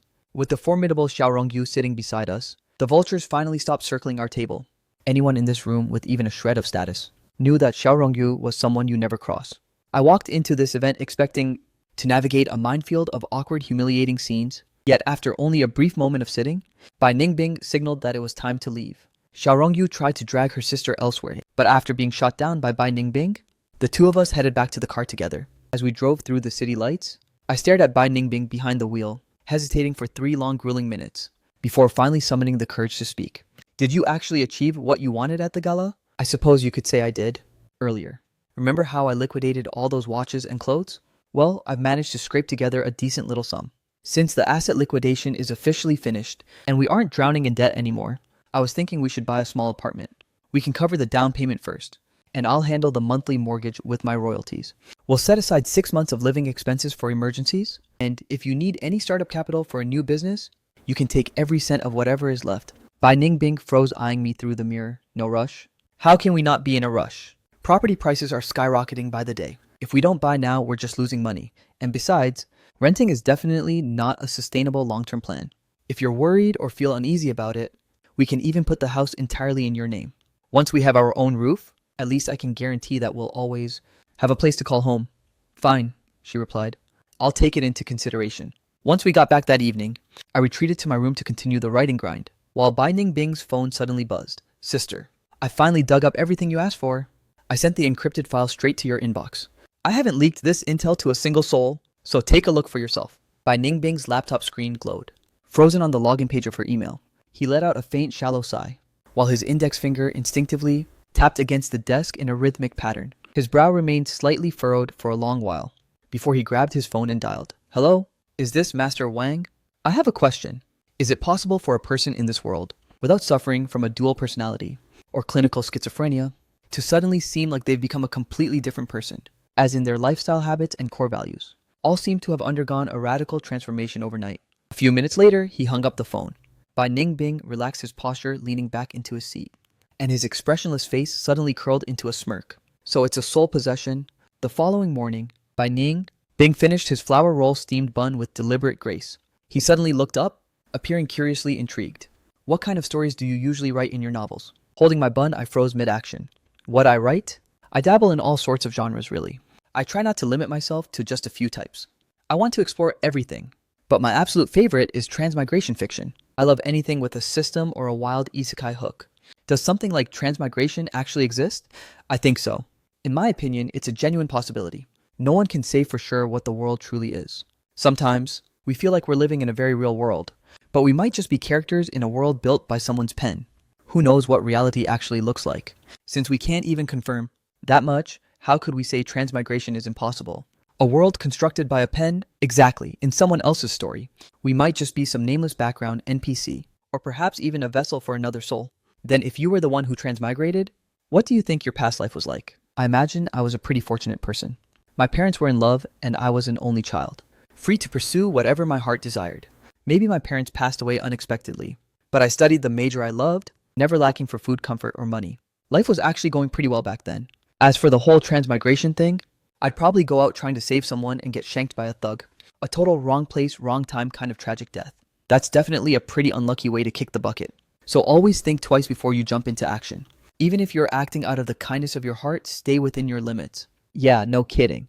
That's a seriously vital life lesson. The two of us didn't bring up the subject again after that.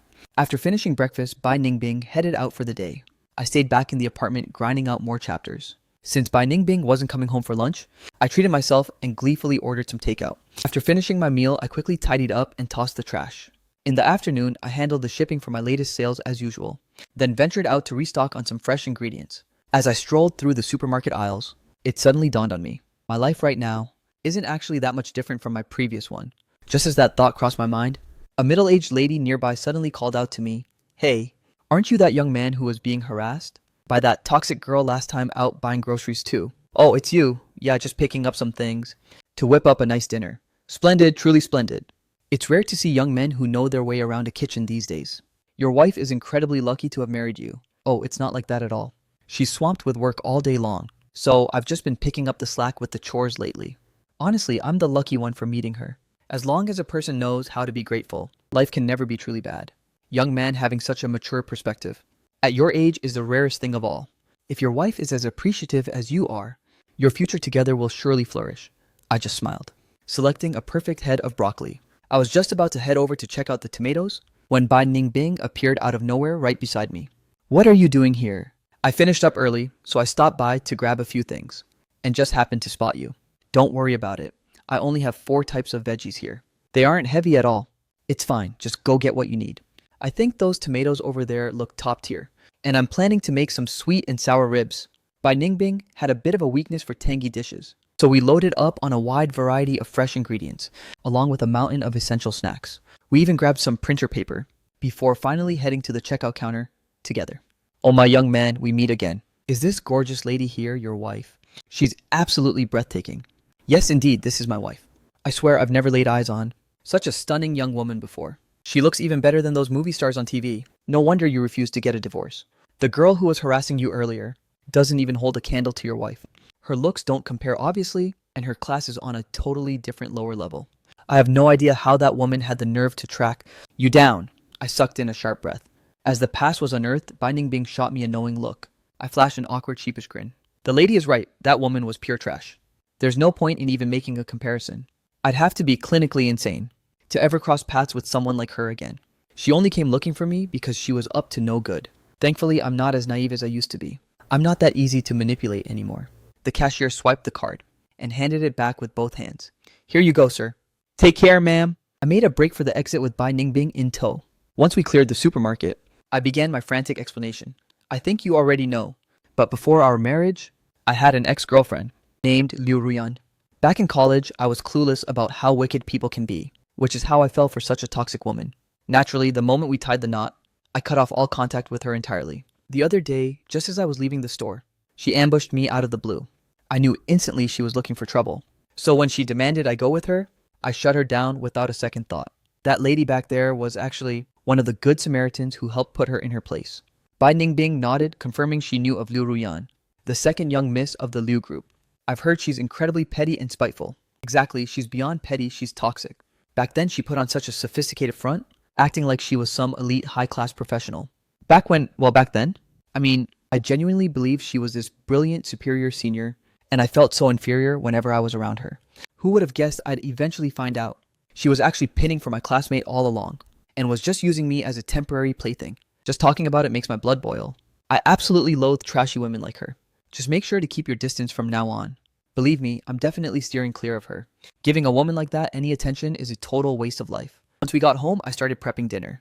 Bai Ningbing stepped into the kitchen. Need a hand. The offer nearly gave me a heart attack. I waved my hands frantically. No, I can handle everything myself. You've got a mountain of work to deal with, so go focus on your business. I'll give you a shout when the food is ready.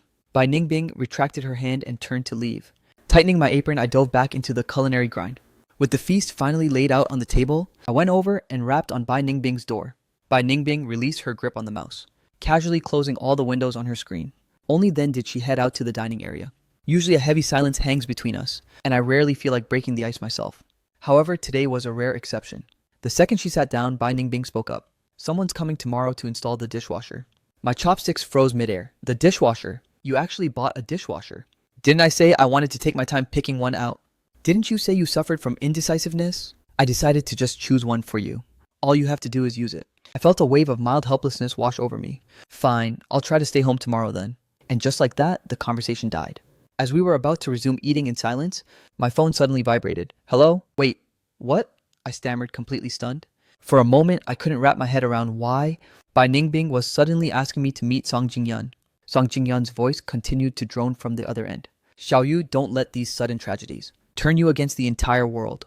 Not everyone is out to trample you into the dirt or laugh at your misfortune. Even if I can't solve all your problems, we can at least have a heart-to-heart. I just want to cheer you up a bit. You've been suffering in silence for so long. Do you really intend to let this bitterness rot you from inside? In the past, Song Jingyan had always played the part of a deeply understanding and sophisticated older brother to the original host. The original host would spill every secret to him. That was precisely why he obeyed every command, acting like a puppet. Because of this dynamic, when Song Jingyan faced the host's current coldness, he instinctively dismissed it as a simple temper tantrum. Fine, since you're being so persistent, I'll come and meet you. I'm curious to see what you actually have to say. Having received the signal from Bai Ningbing, I had no choice but to toughen up and agree. The person on the other end sounded incredibly relieved. They exchanged a few more pleasantries before hanging up. Why on earth are you making me meet that guy? Bai Ningbing set her chopsticks down and spoke coldly. Mr. Song is the type who never acts without profit. When he sought you out before, he was clearly trying to squeeze intelligence out of you regarding my movements. But now, when you ostensibly have zero utility left, the fact that he's still pursuing you means he's definitely discovered a new way to exploit you for his own gain. If you don't go, he'll just find a more devious path. I understood instantly. The subtext was, since an encounter is inevitable, it's better to give him a clean opening to approach on our own terms. Sure enough, Bai Ningbing followed up by saying, regardless of the circumstances, maintaining even a shred of the initiative is far superior to being completely powerless.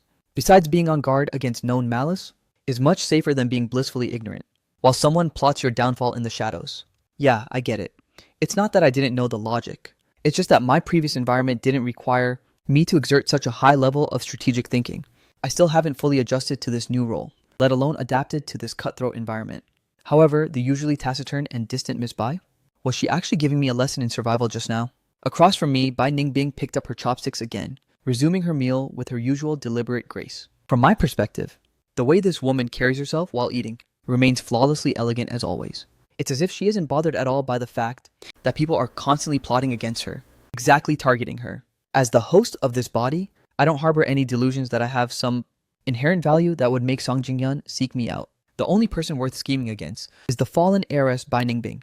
Bai Ningbing's sole instruction regarding my upcoming meeting with the manipulative Song Jingyan was, keep the conversation casual and aimless, steer clear of any sensitive or controversial topics, then report every detail back to her. I nodded, engraving the orders into my mind. The venue Song Jingyan chose for his treat was a notoriously upscale cafe in the city center. When I received the notification, I did a quick search online. Even the cheapest drink there cost over $200. Since when did I become so incredibly extravagant? When the day of the meeting finally arrived, I put a significant amount of effort into my appearance. Even though I'm destined to be mocked eventually, at the very least, I can't give them a reason to criticize me for looking like a slob. Yet, I could never have anticipated that Song Jingyan's very first sentence to me would be a backhanded insult disguised as concern. Xiao Yu, I know you're hurting inside. You've always been such a proud, stubborn person. But now that things have hit rock bottom, why bother putting on a front and acting like you're still wealthy? It's not like I would ever look down on you. If I didn't already know what a snake Song Jingyan was, I honestly might have been fooled into thinking he actually had my best interests at heart, even while spewing such condescending trash. His face remained a mask of deep worry, portraying the perfect image of a concerned friend. He's really putting on quite a performance. You flatter me, young Master Song. No matter how dire life becomes, one must never abandon the art of looking sharp. After all, with a face as handsome as mine, it would be a crime against nature not to dress up. Youth is fleeting, so I shouldn't waste a single day of it. Besides, with my god-tier genetic lottery wins, failing to stay stylish would be spitting in the face of the heavens' favoritism. Since he was the one who handed me the blade first, and I'm certainly not some pushover with a saintly temper, I immediately aimed for his jugular. All right. Yeah, our Xiao Yu is definitely the most handsome. Look, I know you've been in a dark place lately, so let's just grab some tea and chat. I might not be able to solve your problems, but I can certainly be a shoulder to cry on. Vent all that pent-up frustration, and you'll feel like a brand new man. He maintained that fake smile while patting my shoulder, following the waiter's lead, as we were ushered into a private room with a premium view. I couldn't help but marvel internally. This truly is a playground for the ultra-rich. It's leagues ahead of those run-of-the-mill tea houses. Just this sprawling courtyard alone is enough to put any competitor to shame. The architectural design screams master-class level. Song Jingyan noticed me staring intently at the courtyard, and assumed I was reminiscing about my former life of luxury. While sneering internally, his face remained gentle. Xiao Yu, what would you like to drink? I snapped back to reality instantly, my eyes practically sparkling with greed. I rattled off a long list of items, every single one being a high-priced delicacy I had scouted on the internet as this shop's signature. Xiao Yu, you're ordering quite a lot. Are you sure you can finish all of this? I knew Song Jingyan was wondering why I had suddenly abandoned all my dignity. acting like a starving beggar who'd never seen food. But I didn't have the slightest intention of hiding my intent. If I can't finish it, I'll just get a doggy bag. It's not a big deal. A doggy bag. You're actually planning to take home leftovers. Are you really that desperate for a meal? Exactly. Wasting food is a sin, isn't it?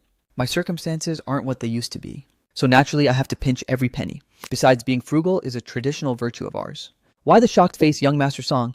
Do you have some sort of issue with traditional virtues? Song Jingyan opened his mouth to speak, only to realize he had absolutely no rebuttal. He froze for a moment before muttering, "You're right. What you're doing is perfectly fine." Right. Looking back, I realized I was far too extravagant. Buying all those luxury goods I never even used, it wasn't just a waste of money, but a waste of life. If I had only used that time to do something actually meaningful, imagine how much better things would be. There are so many people in this world who are desperately in need of help, yet the old me was completely blind to them. Taking all that wasted cash to sponsor children in poverty-stricken areas would have been incredible. Anything is better than hoarding luxury junk at home. By the way, young Master Song, since you're so saintly, you must have helped countless people in need, right? Song Jingyan was a master at gaslighting and building a fake nice guy persona. But actually helping the poor, that's a fantasy. He didn't have a charitable bone in his body. He felt like he never had enough to spend on himself. So why would he ever kindly give his money to others? Regardless, he flashed a sincere smile. Of course, in my spare time, I frequently reach out to those who are struggling. After all, my parents raised me with the belief that sharing is caring, and we must support those less fortunate.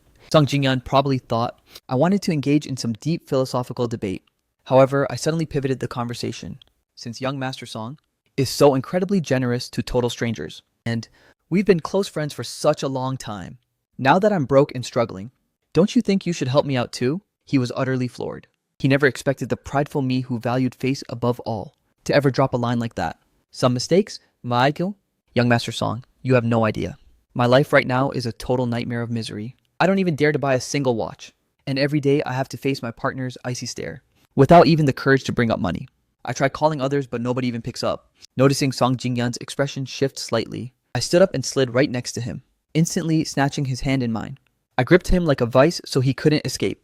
Young Master Song, only you are kind enough to still seek me out. You're the only one I can turn to for help now.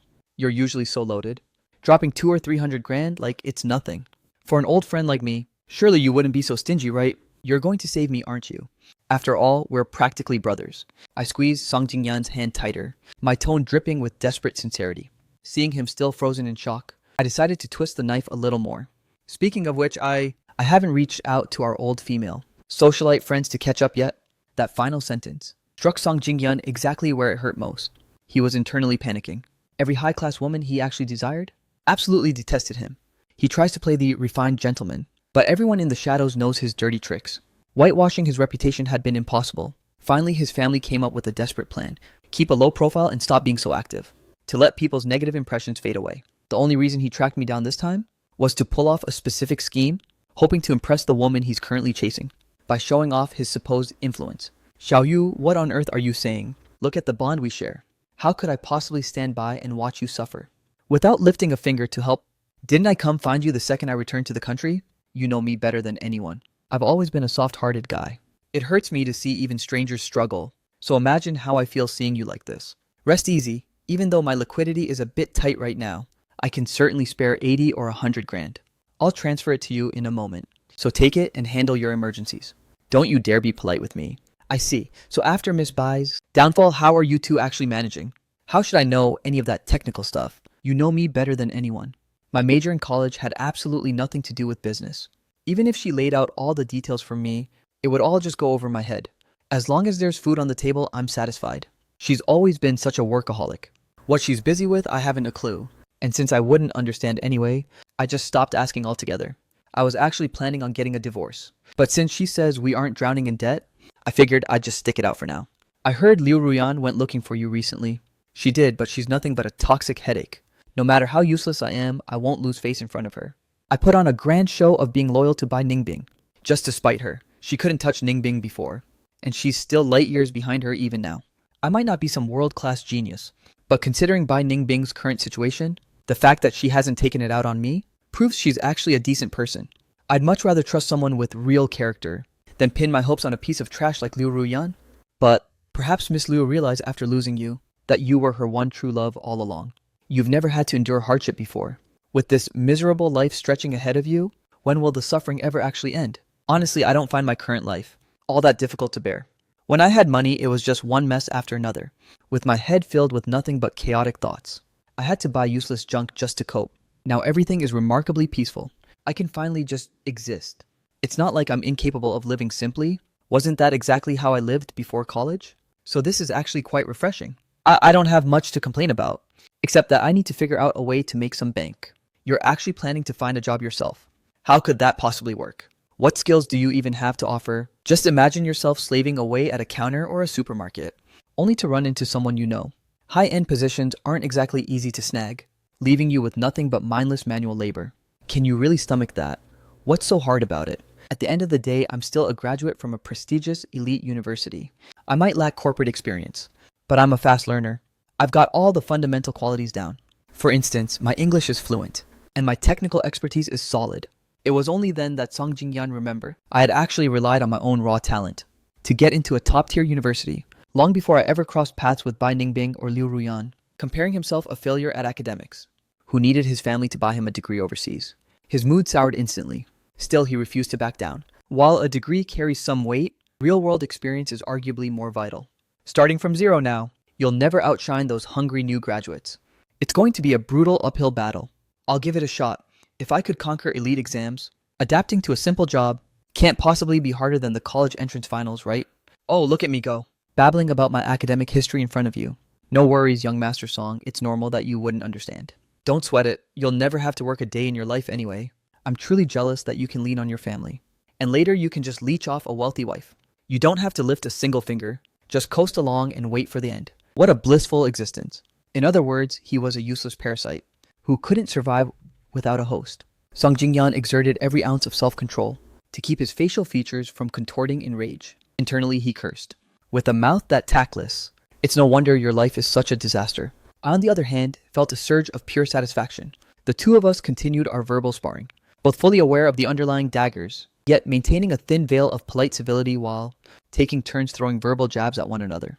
The only difference was that whenever Song Jingyan tried to provoke me, it didn't affect me in the slightest, whereas my insults struck him right where it hurt most. By the time we finally parted ways, I was feeling absolutely ecstatic, while Song Jingyan looked like he was about to burst from suppressed rage. Before making my exit, I made sure to remind him not to forget about the cash, thinking he'd just invite me out again next time to flex his superiority and fish for more intel. He gave a stiff nod of confirmation. Then with visible reluctance, he wired me 100,000 yuan. I headed back home practically glowing with joy. The moment I stepped through the door, Bai Ningbing was perched on the sofa, eyes glued to her laptop. Hearing the lock turn, she shifted her cold gaze over to me. I swapped my shoes and coat. A wide grin plastered on my face all the way to the bathroom sink. My mood was clearly through the roof. I'm back. Ha ha ha ha. A single trip out and I scored an easy 100,000 today. Am I a legend or what? I brandished my phone, which I hadn't let go of once, my voice dripping with smug satisfaction. 100,000 for nothing. Did that song guy actually give you that? You bet. He started off flexing and trying to bait me for info, but I just threw his own shade back at him. Then I played the poverty card and showered him with fake praise, putting him in a position where he couldn't back down. I basically hinted that if he didn't show me some generosity, I'd tell everyone else in our social circle exactly how heartless he really is. To protect his precious saintly image, he had no choice but to pay up. Bai Ningbing fell silent, thinking of how the old host used to burn through cash just for designer bags. Yet the person before her was this thrilled over 100,000. A strange, inexplicable feeling flickered in her heart. Hey, free money is free money. And squeezing a single cent out of Song Jingyan is no small feat, trust me. Come on, open up your Alipay. I'm transferring it to you. Since it's basically a gift from the heavens, consider it partial repayment for what he owed you. Take it. Don't worry about us running low on funds. Bai Ningbing found the whole situation quite intriguing. She stood there radiating an aura of casual generosity. Is there anything specific you need me to do? Not really, no. The house has everything we need for now, and nothing's broken or needs replacing. Clearly, Bai Ningbing was hinting at something else. But looking at my oblivious expression, it was obvious we weren't even on the same page. She actually pulled out her phone and opened Alipay, holding the QR code right in front of me. Without a second thought, I naturally wired the fresh cash still warm in my digital pocket to her account. It felt completely right to hand over every cent to her. Doesn't it hurt to give away easy money like that? Technically, this was your money to begin with. The cash spent on treating young Master Song back then, wasn't it all out of your pocket? Now that we're broke, it's only right that his repayment goes to you. I mean, I love money as much as the next guy, but I'd much rather earn my own keep these days. My royalties are starting to roll in now, so I won't let you go hungry on my watch. Maybe no five-star feast, but I'll keep the bowls full. Well, much obliged. Don't mention it. You treated me well in the past after all. Oh, by the way, I actually hauled some leftovers back with me. They're completely untouched. Do you want to try some? Despite being raised in the lap of luxury, Bai Ningbing was never one for mindless extravagance. Unless a business deal demanded she flex her wealth. In the past, her daily meals were quite standard and grounded. The only difference was the chef's elite skill. Back in her student days, she wasn't above eating food from a takeout box. Sure, I was stunned she actually agreed. I assumed a high-class lady like her would turn her nose up, so I started stammering. Well, I just remembered that everything I packed is sweet. Is that okay with you? Why wouldn't it be? I had no choice but to fetch the bag from the entrance. I pulled it open, and sure enough, it was stuffed with pastries and desserts. Bai Ningbing casually pinched a piece and popped it into her mouth. After swallowing, she gave her honest critique. This definitely would have tasted better while it was still hot. You've actually eaten this before. Bai Ningbing shot me a lingering glance before elegantly drawing a tissue to wipe her hands. My grandfather used to be obsessed with these. Right, the old patriarch of the Bai family loved them, so the young miss must have bought them for him occasionally. He likely insisted she have a taste back then. It suddenly hit me like a physical blow. I was inadvertently forcing her to dwell on painful memories. I felt like a complete jerk. I'm so sorry. There's no need for apologies. The past has nothing to do with the present moment, so don't sweat it. Well, what do you want for dinner? I'll cook whatever you want. I still felt consumed by guilt. She had looked after the original host so well in the past, and since my transmigration, she hadn't made my life difficult once. Yet here I was, rubbing salt into her fresh wounds. While her business empire was crumbling around her, I was out here dealing emotional damage. I'm absolute trash. Anything is fine. I've got some business to attend to, so I'm heading out. I'll probably be back a little late. Tonight? Understood. Go handle your business without a worry. I'll wait up for you so we can have dinner together. Bai Ningbing gave me a fleeting look, clearly intending to tell me not to wait up. But seeing the genuine remorse etched on my face, she swallowed her words and gave a simple fine. Once Bai Ningbing had departed, I took a moment to reflect. I gave the entire apartment a thorough cleaning, ground out a few more chapters of my novel, and then ventured out to get fresh groceries. Around 8 o'clock p.m., the sound of the lock turning echoed through the hall. I looked up from the corridor, spotting Bai Ningbing as she stepped inside. I quickly hit save on my document. You're home. The food should still be nice and warm. Are you hungry? She shed her coat and hung it up. The freezing aura she brought from the outside world was instantly neutralized by the cozy warmth radiating from within the apartment. A casual glance toward the dining area revealed a spread of dishes laid out on the table, all carefully kept warm under thermal covers. Ningbing swapped her shoes and headed inside. It's getting late. You must be starving, right? Just let me wash my hands. I'm all right. Not really that hungry yet. I might not be able to make it back like this often. I'll give you a heads up if I'm skipping dinner from now on. You should just eat whenever you're ready. There's no need to wait up for me. Got it. I figured as much. Someone like Bai Ningbing wouldn't have a predictable schedule like a typical 9-to-5 worker who comes home like clockwork every evening. Actually, if she stays out, it might be a bit more relaxing for me. I could just whip up something simple and chill. Still driven by my lingering guilt, I had prepared a remarkably lavish dinner. I even went as far as steaming homemade buns by hand. I made an assortment of bite-sized delicate buns, scallion twist sweet lava buns, cornbread sweet potato rolls, and more. They looked absolutely adorable. You could probably finish one in just 2 or 3 bites. Bai Ningbing picked up a twist, devouring it in seconds. She clearly enjoyed the flavor. These buns are actually quite impressive. Right, I knew it. Back when I started, I spent 3 or 4 whole days obsessively researching how to steam the perfect bun. I eventually dialed in the exact ratios and timing, which is how they turned out this fluffy. The twist and sweet lava ones are my personal favorites. My friends used to absolutely love them whenever we hung out. I suddenly froze. Crap. In my excitement, I almost let a major secret slip. Your culinary skills are indeed top tier. You're referring to your friends from university, right? Yeah, exactly, college friends. We kind of lost touch after graduation. It's been ages since I last steamed buns like this. I'm relieved my skills haven't gone rusty yet. Thank God the young miss didn't suspect a thing. Otherwise, I'd be under a microscope in minutes. As I celebrated my narrow escape, I completely failed to notice the glint of genuine intrigue dancing in her eyes. Oh, by the way, I've been simmering this chicken soup for ages. You should definitely have a big bowl. All right. My chicken soup has always been a real crowd pleaser. Bai Ningbing was absolutely enamored with this soup. Store-bought broths always seem to lack that certain soul, but mine was a perfect harmony of rich, savory flavors. Deep down, she was well aware that it wasn't just about the seasoning or the technique. It was the profound sensation of knowing someone willingly poured their heart into brewing it for you. Back when she was just a child, her mother also loved making chicken soup for her, though the actual taste was frankly mediocre at best. But because she constantly insisted that it was essential for a growing child's health, Bai Ningbing was always coerced by her father into gulping down every last drop. After her parents tragically passed away, Bai Ningbing sampled every variety of chicken soup imaginable. From the Bai family's private chefs to the household maids, everyone tried to master it. Yet none of them could ever replicate that specific memory. As she matured, Bai Ningbing stopped showing any special interest in chicken soup altogether, and that little detail was eventually forgotten by everyone. Bai Ningbing realized that her current tolerance for the man before her likely stemmed from one specific reason: the occasional fleeting aura he radiated that felt hauntingly similar to her mother's presence. Why are you staring at me like that? Is there something on my face? I suddenly realized Bai Ningbing was fixated on me. Doesn't this woman realize that staring someone down like that exerts an absolutely suffocating amount of pressure?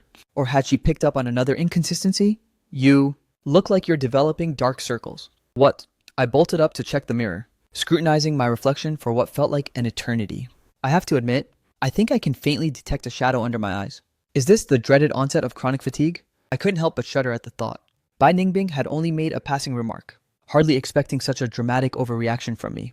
After waiting a while without seeing me return, she called out curiously, "What's the matter? Are you done eating?"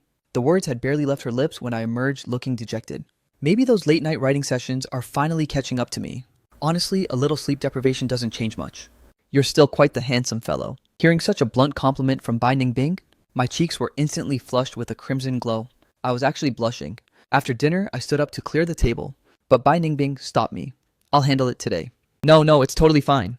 "I can do it," I insisted, snatching the dishes from her hands and practically bolting toward the kitchen. Bai Ningbing let out a silent soft chuckle, shaking her head instead of putting up a fight. As she walked through the living room, she spotted my laptop with the manuscript still open. On a sudden whim, she strolled over, planning to see exactly what I'd been writing. By the time I finished cleaning up and walked out, I was greeted by a sight that nearly stopped my heart. Bai Ningbing was sitting gracefully on the sofa, propping her chin on her hand, intently reading my web novel with a dead serious face. "Don't look," I practically lunged at her, but terrified she'd think I was some kind of weirdo. "Why not? Is the writing quality that subpar? Fine, I'll stop." While I was mentally spiraling over whether my reaction had been way too dramatic, she paused at the threshold of her bedroom. She suddenly dropped a bombshell critique. Honestly, the way the female lead constantly ditches her company for the hero is a bit over the top. If she's truly the CEO of a corporation, she would never have that much free time. Leaving me with that, she slipped into her room and clicked the door shut. I was left sitting in the exact spot she had just vacated, completely dumbfounded. The young miss had read at least 2 chapters, and they were the most cliché cringeworthy ones. Even though my work had just been roasted, I wasn't even mad. I just desperately wanted to clarify things to her. What I'm writing is a romance novel where emotion trumps reality. If I wrote a CEO story based on real life, it would be riddled with boring technicalities, and no reader would stick around for that. Too bad the young miss doesn't get web lit, and it's not like I could explain it to her anyway. A few days later, in the early morning, Bai Ningbing had finished breakfast but hadn't left yet, when a sudden heavy pounding echoed at the front door. I had just finished drying the last of the dishes, so I naturally went to see who it was. "Who's there?" I muttered, puzzled. Who on earth would be visiting this early? The person outside didn't utter a word. They simply kept hammering on the wood. I peered through the peephole to investigate, and saw 2 young women standing there. Both were incredibly sharp and radiated an elite aura. Either one could easily pass for a top-tier movie star or a celebrity. They clearly weren't ordinary citizens. My heart skipped a beat in apprehension.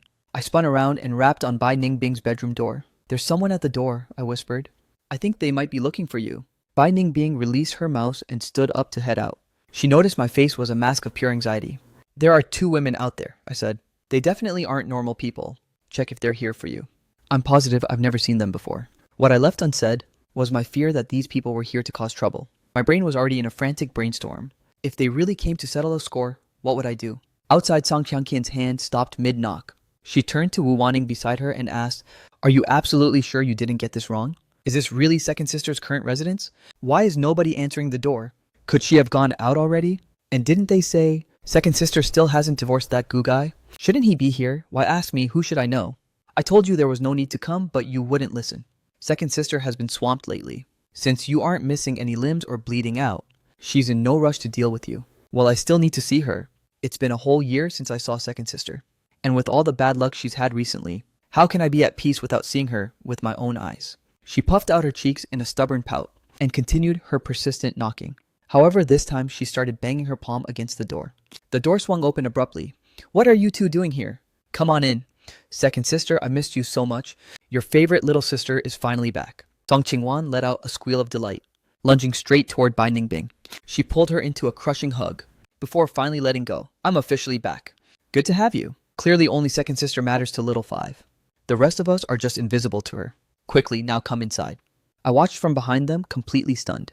Second sister, does that mean these two are the young Mrs. Legendary Elite Inner Circle? Song Ching-wan skipped inside with a beam, only to collide with my bewildered face. She froze in her tracks, eyes wide. She pointed a finger at me. Why the hell is there a man here? Oh wait, you're that Gu Xiaoyu. What are you doing in this place? And why shouldn't I be here? Second sister, it's bad enough you didn't divorce him, but you're actually living under the same roof. If we didn't live here, were we supposed to sleep on the streets? Honestly, you never stop yapping. Brother Xiaoyu and second sister are still married, so living together is perfectly normal. Let's just head inside and sit down. Song Ching-wan opened her mouth to retort, but she couldn't force a polite smile for me to save her life. She ultimately settled for pretending I didn't exist. She bypassed me and flopped onto the sofa. Wu Wanning gave me a civil nod before joining her. Since we had guests, I went to the kitchen to brew some tea. When I returned to the living room, I saw the three women seated across the sofas. Aside from Bai Ningbing, the other two were staring at me with intense scrutiny. That agonizing silent awkwardness made me want to vanish into thin air immediately. I actually have some business to attend to this morning, so I'll be heading out now. You ladies enjoy your chat. I won't be back for lunch today. Got it. I quickly retreated to the bedroom to grab my jacket. I packed my essentials and made a swift exit. Ever since Bai Ningbing uttered those words, Song Ching-wan had been staring at her with an expression of pure, unadulterated shock. The moment I shut the door behind me, she gasped with an indescribable look. Eat at home? Second sister, did you just refer to this place as home? She didn't realize that her comment made even Bai Ningbing freeze. She quickly regained her composure. I've been taking my meals here lately. His cooking is actually quite superb. No way. Second sister, you're seriously planning to stick with this guy? Besides his looks, he's got absolutely zero going for him. But it's not like we're lacking hot guys in our circle. I don't buy that you'd settle for him just for his face. If you were that shallow, you'd have done it years ago. With all due respect, out of all the pretty boys I've seen over the years, I haven't encountered anyone who outshines him. Furthermore, people can change in the blink of an eye. You didn't even know the guy before you went abroad, and you haven't interacted with him since your return. Where do you get the audacity to judge him? Lastly, do you really think second sister is a fool? There's obviously a reason she's tolerating brother Yu. Don't forget, in the eyes of the public, our second sister is currently penniless. And yet this Gu Xiaoyu chooses to stick around instead of jumping ship. Doesn't that strike you as odd? While digging up intel for Bai Ningbing, Wu Wanning had scrutinized the data thoroughly. The conclusion she reached was baffling. She speculated that Bai Ningbing was keeping him close to monitor him. After all, a visible spear is easy to dodge, but an arrow in the dark is impossible to defend against. However, before Song Ching-wan could even nod, in agreement with this strategic theory, Bai Ningbing dropped a bombshell that left them both speechless. It's not as twisted or complex as you think. He has completely transformed. Things are actually quite pleasant now. We're staying here simply because there's nowhere else. He earns his own keep and handles the cooking. He's basically reclaimed his humble pre-college life. Then why hasn't he divorced you yet? His new life and a divorce aren't mutually exclusive, right? Why does he insist on staying by your side? There are other factors involved that you don't need to be privy to. Just show him some basic courtesy from now on. He isn't nearly as reprehensible as you imagine.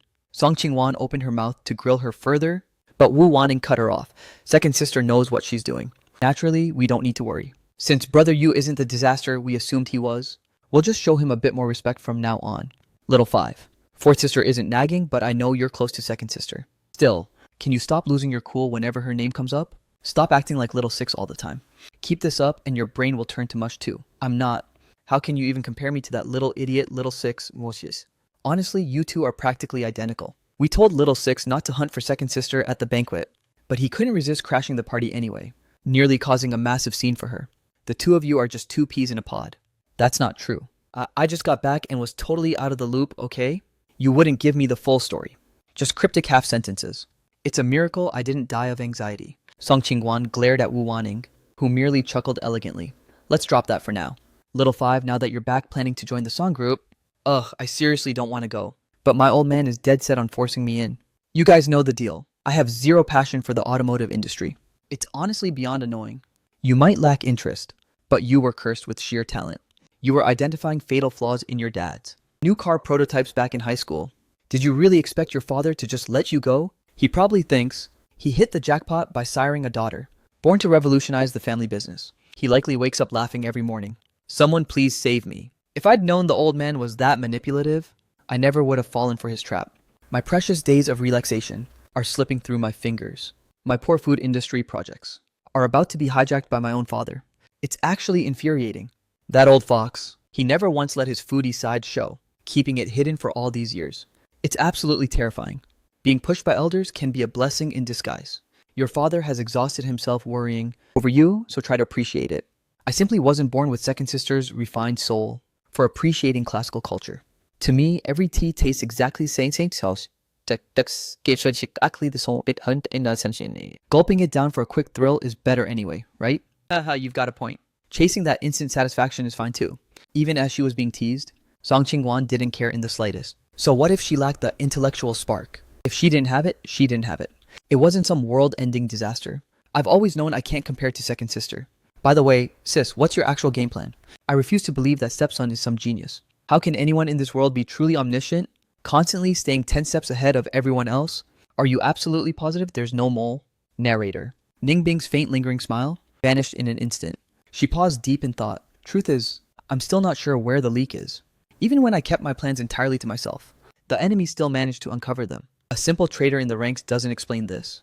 As she delved into these dark details, Song Ching-wan and Wu Wanning listened with rapt attention. Should I run another sweep of your belongings? Perhaps there's some cutting-edge surveillance tech that I overlooked during my previous check. I highly doubt it. I've tried moving to different locations with nothing on me, even changing my entire wardrobe. Yet the situation remained exactly the same. Does he actually possess some kind of supernatural power? Don't tell me even eldest sister is powerless. Exactly. We once formed a coalition to take him down. But whether it was a calculated trap or a direct frontal assault, he managed to evade every single one of them. Somehow he clawed his way into the Wen family's inner circle. Eventually, Elder Wen himself intervened as a mediator, which was basically a warning to us. But how hasn't he stayed out of the trivial squabbles of the younger generation for years? That man Ji is truly repulsive. If you're going to fight, don't hide behind outside help. You think this is some elementary school playground brawl where we just trade punches back and forth? Damn it, why would Elder Wen actually back him up?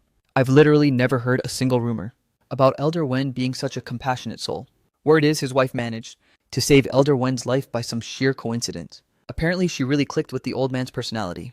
But why the hell is he dead set on targeting second sister? She has her hands in so many different industries. Even if he expands his construction empire aggressively, it shouldn't even clash with her other business ventures. Bai Ningbing looked at her two distressed sisters and suddenly let out a faint smile. Enough already. Aren't things much better now? Stop stressing over it. Now that I'm supposedly penniless, I can finally see what his true endgame is.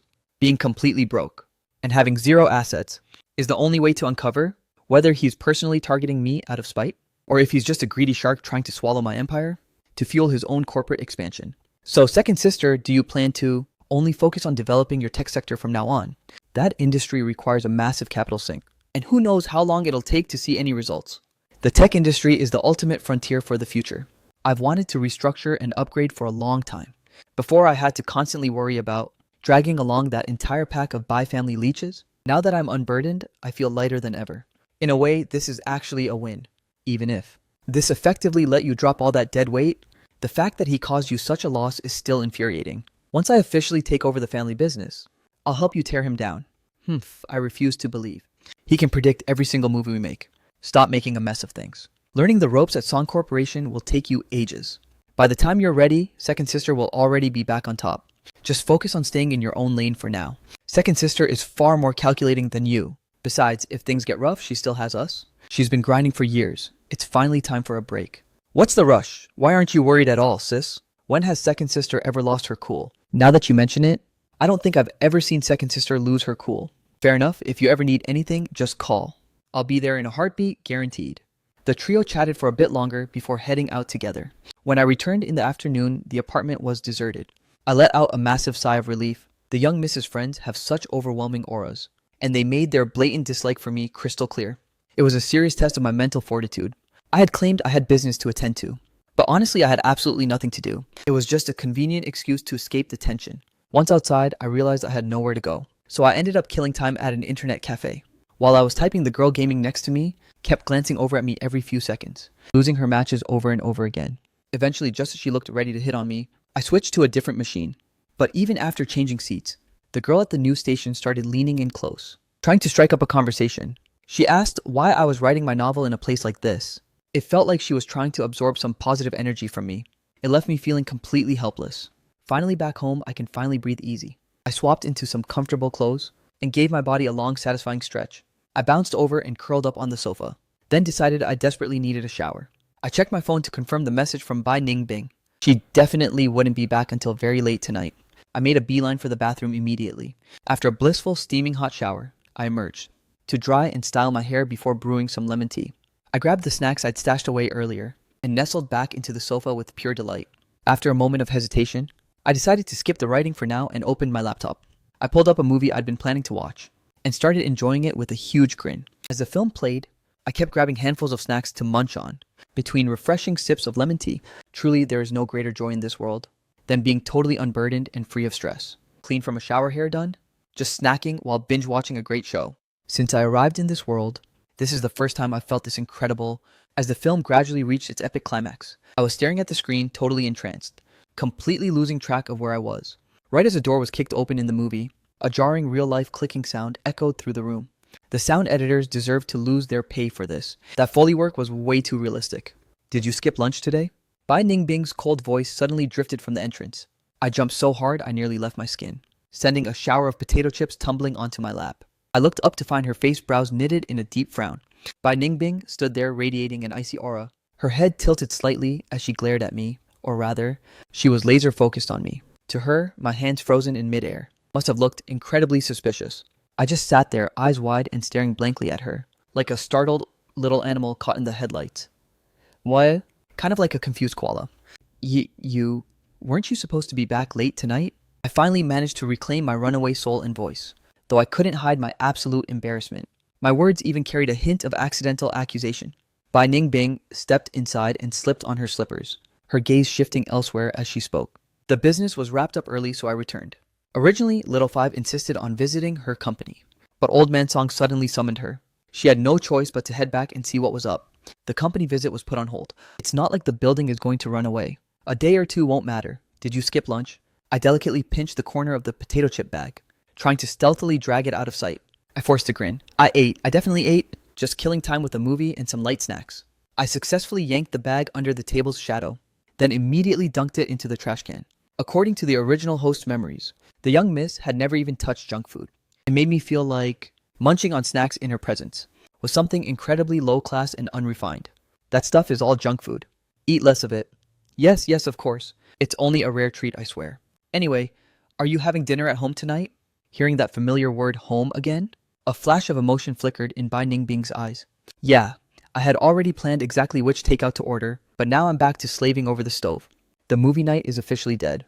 My shower was a waste, and my brief moment of joy has evaporated.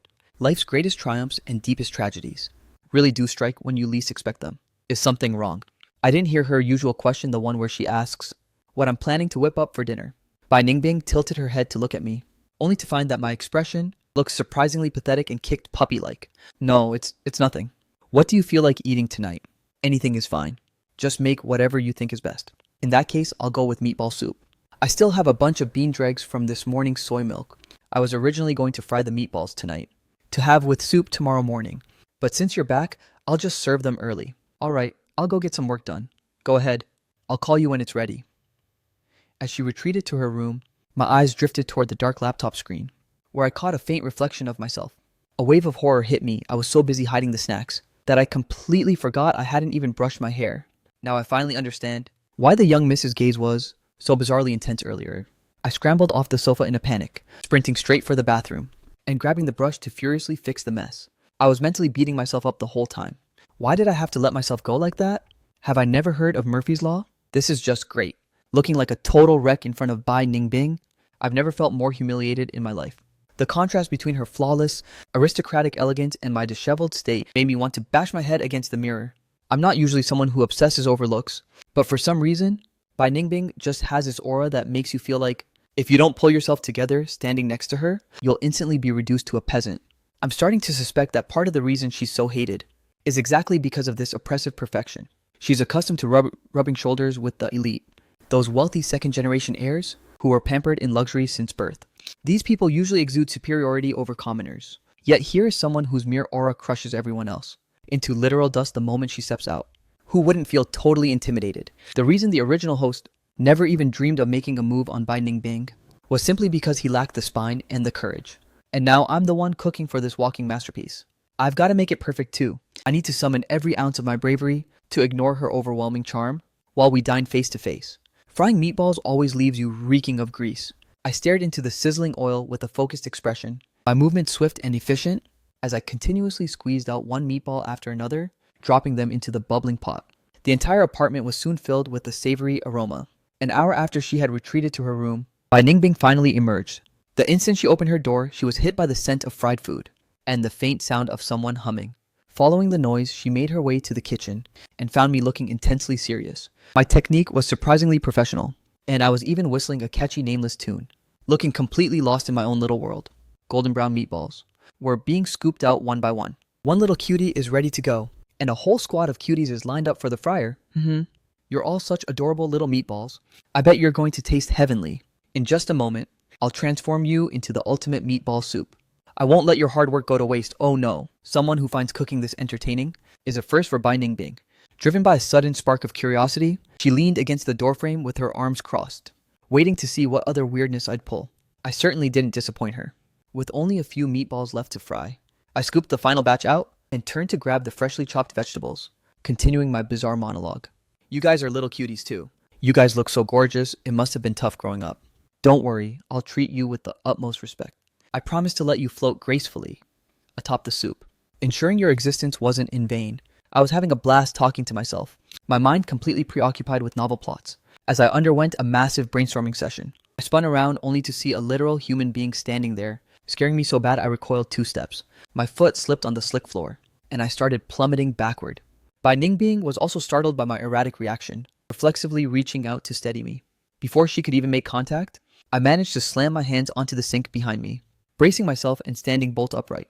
Bai Ningbing's hand ended up firmly on my waist, and that unexpected searing warmth made me feel like I'd been jolted by high voltage electricity. A violent shiver ran down my spine. Why did you just pop up out of nowhere?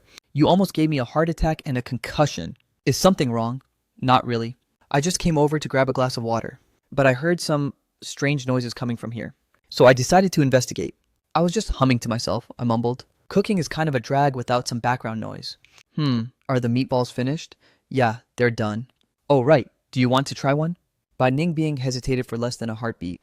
Wait, what was I thinking? Even though these meatballs smell heavenly, they're probably way too greasy for someone like her.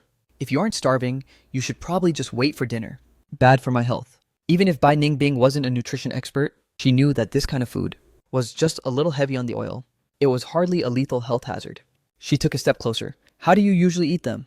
I blinked, totally dazed. Realizing Bai Ningbing actually intended to take a bite, I instinctively handed her the chopsticks I was holding. Bai Ningbing took them and gave them a quick glance, only to realize these chopsticks had already been used. She froze mid-motion. What's wrong? It's nothing. She handed the chopsticks back to me. While I stood there looking utterly bewildered, she simply reached out, pinched a meatball, and popped it into her mouth. I stood there absolutely shell-shocked.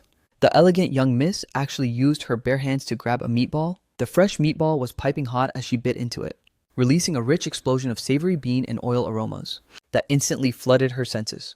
Bai Ningbing winced, gasping as the heat scorched her tongue. But there was no denying it, it was pure heaven. We were already standing incredibly close, and she finished the snack right there in front of me. Bai Ningbing stepped back slightly, catching me in her peripheral vision as I stared like an idiot. She tilted her head. What is it now? Her face suddenly turned toward mine, sending another jolt of panic through me. Fortunately, this time around, my feet didn't betray me and slide across the floor. But there was a wall directly behind me, and my back hit it hard. No, nothing was the meatball good. It was fine. If you're done, you should head out. The kitchen is getting way too smoky. The frying part is finished anyway. The soup is the easy part. So it'll be ready in no time. Go on, get out. I'll call you when it's served. I finally struggled through finishing the meatball soup, but my earlier cheerful mood had completely evaporated. Bai Ningbing could clearly sense that I was feeling a bit down in the dumps. I scooped her a bowl packed with ingredients, while serving myself a pathetic watery portion. Didn't you fry a mountain of those meatballs? Why didn't you make more for yourself? Is that not enough for you? I glanced down at her bowl, which was filled to the absolute brim. Based on her usual appetite, it should have been plenty. Was she actually starving today? She extended a slender finger pointing at my bowl. I'm talking about yours. Oh, I inhaled too much cooking oil fumes, so I'm not hungry. There was no way I'd admit the truth. That I'd stepped on the scale before calling her to dinner, and found I'd gained 2 whole pounds in just a few days. Bai Ningbing didn't press the issue any further. However, as I ate, she noticed me staring longingly at her bowl every few seconds. My eyes practically screaming, I want that. Recalling how I always obsessed over the scale, before every single meal, it suddenly clicked for her what was really going on. You gorged yourself on snacks today. It wasn't a question, but a cold, hard statement of fact. I felt as though a literal dagger had just been plunged into my chest. Bai Ningbing didn't even argue. She just gave me a knowing side eye. Okay, fine. I only had a single bowl of jelly, 1 box of cookies, a small bag of popcorn, and half a bag of chips. Hearing it out loud, it does sound like a lot. But even with all those snacks combined, the total weight shouldn't be a full 2 pounds. Junk food is riddled with artificial additives. You should really cut back. If you're hungry, just go out for a real meal. I'll find a way to handle the financial side. I was absolutely floored. I never expected Bai Ningbing to say something so considerate. The spark of annoyance that had flared up in my heart was instantly extinguished by her words. Her face remained as stoic and indifferent as ever, but that flash of concern was undeniably genuine. Actually, the young miss is a remarkably decent person. She was honestly just looking out for my well-being. I get it now. I'll do my best to quit the junk food for good. Bai Ningbing didn't say another word, and I finished my meal in obedient silence.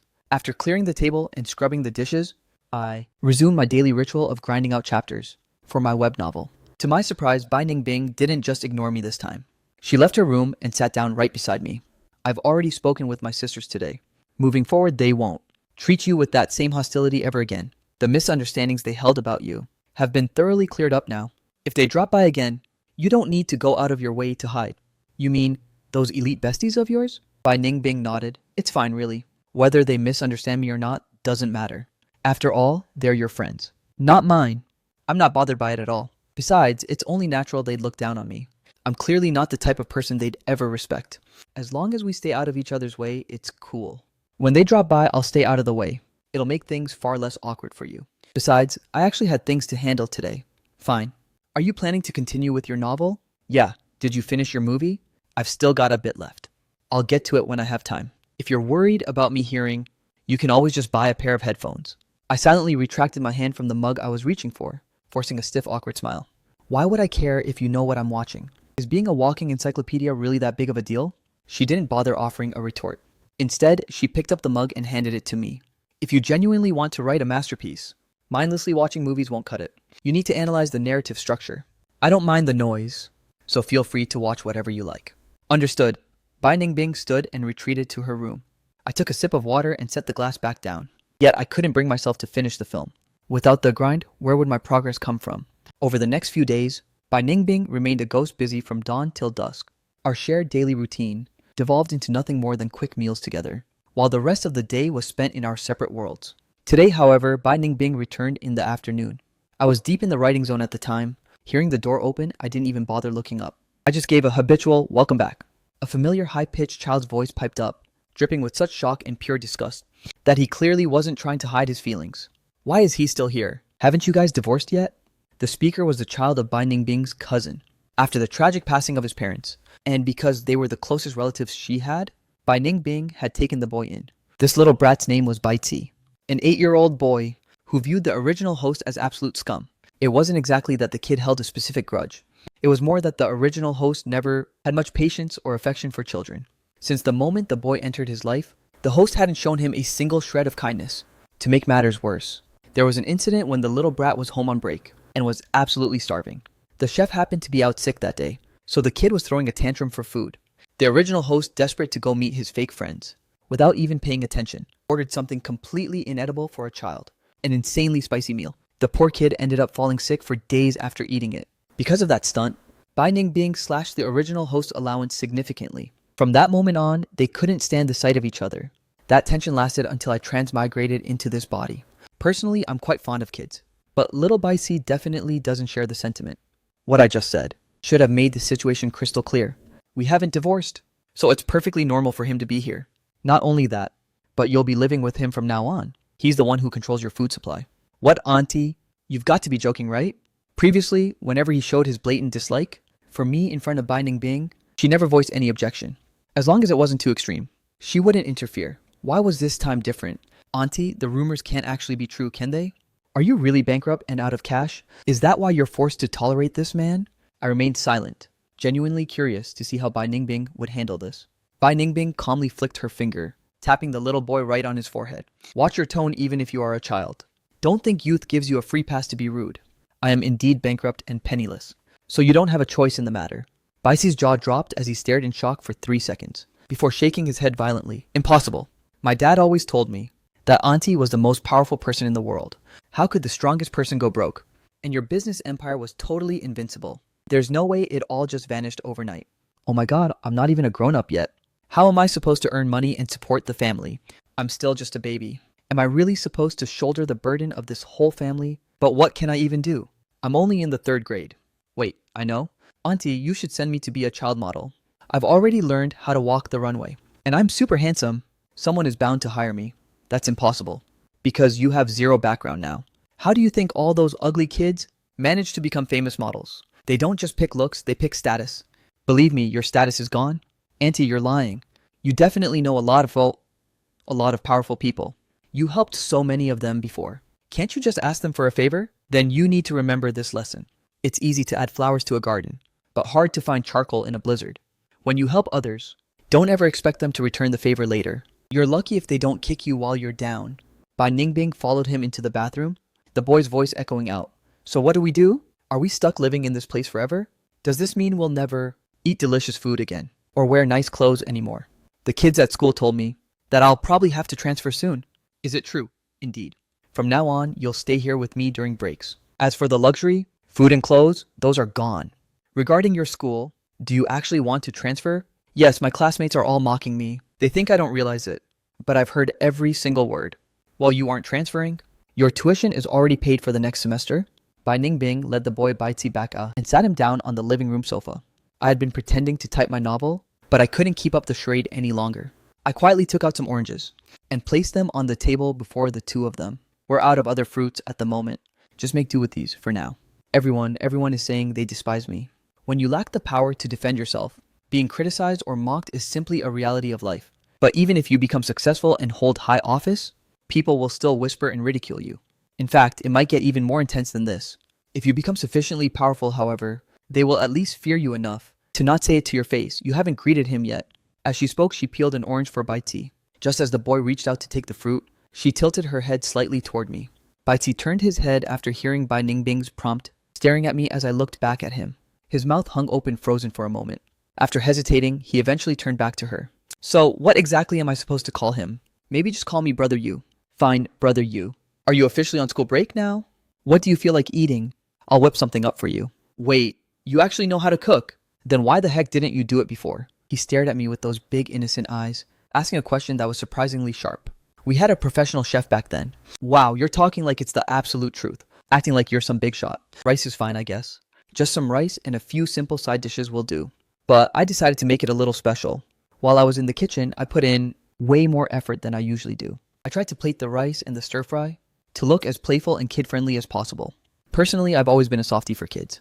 Back in the day, I'd always play with my buddy's little ones whenever I visited. The moment I saw Baiti, I felt an instant liking toward him. The little guy is just too adorable for his own good. If our history wasn't so messy, I probably would have rushed over to give him a hug already. Baiti was ushered into the inner room by Bai Ningbing. A while later, I finished the meal and called them over. The boy had changed into his pajamas, obediently washed his hand, and climbed into the seat I had prepared for him. He stared at the spread on the table, looking utterly stunned. Did you really make all of this yourself? He pointed at the various dishes laid out before him. Each portion had been meticulously shaped into playful cartoon faces. I had even used some bits of garnish on the rice to craft a bright, welcoming smiley face. Naturally, this special treatment was reserved only for him. The plates for Bai Ningbing and me remained standard and plain. He had his own exclusive one-of-a-kind meal.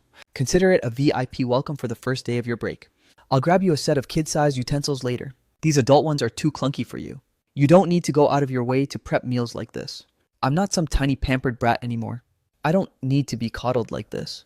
The food I eat at school is perfectly normal. I'm already in the third grade for crying out loud. Even if you were in college, you'd still be a little brat in our eyes. Besides, I'm the chef, so I call the shots. Your only choice is whether you eat or not. And if you decide to skip this, next time I'll cook the exact ingredients you hate most. Since we're broke and the family funds are drained, if you refuse to eat this, don't expect any pocket money to buy snacks elsewhere. You'll just have to endure a growling stomach. You're unbelievable. How should you respond to someone's kindness? Baitsi pursed his lips and reluctantly muttered to me, "Thanks, brother you." I couldn't resist patting his head. Don't mention it. The kid clearly loved the attention, yet he was trying so hard to act like he hated it. A total tsundere, but even that stubborn attitude of his was undeniably precious. There's no need to make him separate meals in the future. A child of the Bai family shouldn't be raised so soft. Baiti nodded along frantically, trying to show he was a tough, independent kid.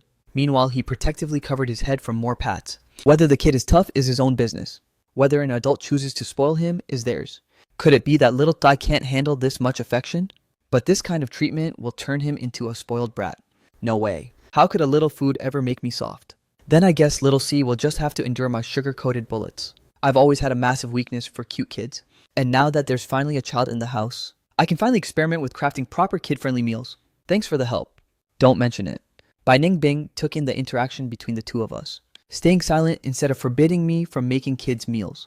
The three of us then began our dinner. As we ate, Baitsi polished off his food much faster than in my memories. It was glaringly obvious that he adored today's feast. After the meal, I headed to the sink to do the dishes as usual. Baitsi looked even more dumbfounded. You actually handle the chores too. I guess we really are flat broke. No other choice. That's just how life goes. Triumphs and tragedies always strike when you least expect them. So kid, you better hit the books. Otherwise, you won't even be able to afford a meal later. But I'm already ranked first in my grade. Our school is one of the top elite institutions in the country. I entered a massive competition this semester, and my teacher says I'm a shoo-in for first place. By the way, the grand prize is a ton of cash. I think it's 50,000. We'll definitely have enough to eat then.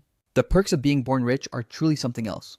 Attending a prestigious academy means even elementary school competitions offer prize money that's absolutely insane. I could sign up for even more contests. Auntie used to stop me because she wanted me to focus on school, but now I should be able to join them all. If I sweep 4 different competitions, we might end up with 200,000. That'll definitely keep us fed. Wait, I don't actually have that much spare time. If I want to maintain my perfect grades, I can probably only manage 3 competitions. That's only 150,000, not even enough for food. 150,000 isn't enough for food. Do you have any idea how many people don't even clear 10,000 in a whole month? That amount is actually a small fortune. That barely buys 2 of your wristwatches. Is it really that much? Think about how much those shark fin dinners cost you. Why should we care if others earn less than 10,000? Are we supposed to just live like them now? Sigh. I never realized poverty could be this terrifying. It can turn a luxury-obsessed person into whatever it is you've become now. You actually think 150,000 is a fortune? It hasn't even been that long since Auntie went broke. I guess you really do have to sing the tune of whichever mountain you're on. When you're loaded, you can burn cash however you like. But when you're bankrupt, frugality is the only way to survive. Even if you actually manage to rake in that 150,000, there's no way we'd spend every single cent just on food. When your standard of living plummets, your dining expectations have to follow suit. But hey, even if you're stuck eating my home cooking every day, I promise you won't end up malnourished. Trust me, well, that's incredibly depressing. Bai Ningbing, clutching a glass of water, strolled over with her long legs and shot a sharp, meaningful glance at Bai Ti. It's time for you to go finish your homework. Ugh, fine, I'm going. The moment he turned his back on Bai Ningbing, he flashed me a frantic shush gesture before scurrying off to her room to hide away. Where is he sleeping tonight? Is he staying in your room? I'll look into renting a bigger place soon. She had originally planned for Bai Ti to join a camp over the break, but the kid refused to go, so he had no choice but to return here. I carefully weighed my next words. About that house hunting I mentioned earlier, have you had a chance to look into it? I've liquidated a few more watches and designer clothes lately, so the down payment is definitely covered. I'm still looking. Since little C is staying with us during the break, we should probably aim for a 3-bedroom apartment. My first royalty check is coming in soon, so I can handle the mortgage payments myself. Don't stress about the finances. I was genuinely terrified the young miss would worry about the budget and settle for some second-rate cramped apartment. With the conversation dead, the two of us drifted apart to handle our own business. Having a child in the house instantly made the place feel teeming with life and energy, especially since Bai Ti is anything but shy. Since Bai Ningbing was out grinding during the day, it was just me and the kid left at home. At first, we both managed to mind our own business, but eventually the silence became too much for him. Bai Ti would occasionally pop out of his room for a break, and strike up a conversation with me. He's still just a kid after all. No matter how mature he acts, he simply can't sit still for long. After realizing I had truly become a different person and was treating him with genuine kindness, Baitsi's icy demeanor toward me began to thaw. Why haven't you filed for divorce from my aunt yet? She's seriously flat broke now. Even though I find the whole situation bizarre, zero balance means zero balance. If you keep clinging to her like this, she won't be able to provide for you like before, or shower you with cash to burn. You just said she gave me plenty to spend in the past, so shouldn't I stand by her side through this crisis? If I were to abandon her at her lowest point, wouldn't that make me the ultimate scumbag? Do you actually want me to leave your aunt, leaving her all alone to take care of you? Because then you'd be totally on your own, without anyone left to even cook your meals. That's not the point. I'm not going to starve to death. I have no clue what happened to you, but looking at you now, you aren't actually as pathetic as I thought. I used to absolutely despise you. It felt like you knew nothing but spend, spend, spend. When my aunt married you, it was like she just bought an automatic credit card swiper. Back then, she had money to burn, so she didn't mind the pocket change you wasted. It was just such a waste. She could have married a far superior husband. Sigh, at least you aren't a total disaster now. Before they passed, my parents taught me that you can't judge a book by its cover. You have to look at their character and their heart. You might lack any real talent, but you don't run away when things get tough. I guess your character is passable? I couldn't help but ruffle his hair. Listen to you, you little brat. You've got way too much on your mind. These aren't things you should be stressing over. Your only job is to be a happy kid, study hard, and play even harder. Studying is the least of my worries. I already told you I'm always ranked number 1. Don't compare an elite like me to the average kids you've seen before. I'm literally a member of a high IQ society. I pulled back the orange I was about to hand him. I popped a slice into my own mouth, smirking as I watched Baitsi chew on his annoyance. So did I ever mention to you that I'm also a graduate from a prestigious academy, you from a top-tier school? Exactly, a top-tier school.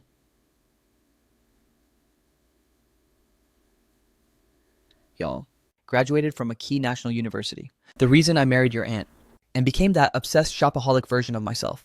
Well, there was a reason behind it. But I've finally seen the light, and I'm back to my normal self. Got it. I extended the orange toward Baitsi again. Just as he reached for it, I snatched it back, leaving him grasping at thin air. Are you going to give it to me, or what? I let out a suppressed chuckle. This time I finally handed it over. Here, eat up. How about some wontons for lunch? I'm actually pretty famished anyway. Make plenty of them then. Don't worry, I'll make sure you're stuffed, young master. I saved my document, standing up to head into the kitchen. Baitsi watched me walk away, his gaze shimmering with a feeling he couldn't quite name. Something akin to deep-seated longing. Ever since his parents passed away, he hadn't experienced a life so vibrant and full of genuine warmth. Back when he lived in Bai Ningbing's villa, though he lacked for nothing, and Bai Ningbing treated him well, it never truly felt like a home. His heart had never been at peace.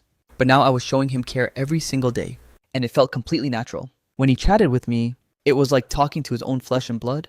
He could say anything without fear. He felt once again that he truly belonged somewhere. It seemed he finally understood why his aunt wasn't treating this man with the same cold indifference as before. Bai Ningbing could sense it too. Baixi was becoming increasingly comfortable around me. Whenever she asked how his day was, Baixi would usually admit he was having a blast. That night during dinner, I suddenly made a suggestion. I'm free for the next 2 days. Little C has been cooped up at home for so long, without ever stepping outside. How about I take him to the amusement park tomorrow? Bai Ningbing's hand froze mid-bite. She saw clearly how Baitsi, upon hearing my suggestion, became instantly electrified with excitement. She quickly did the math in her head and realized the little guy had been back for 5 days, yet hadn't crossed the front door once. Fine, I'll adjust my work schedule for tomorrow. I opened my mouth to speak, but a wave of helplessness kept the words from coming out. Honestly, I was such a main series,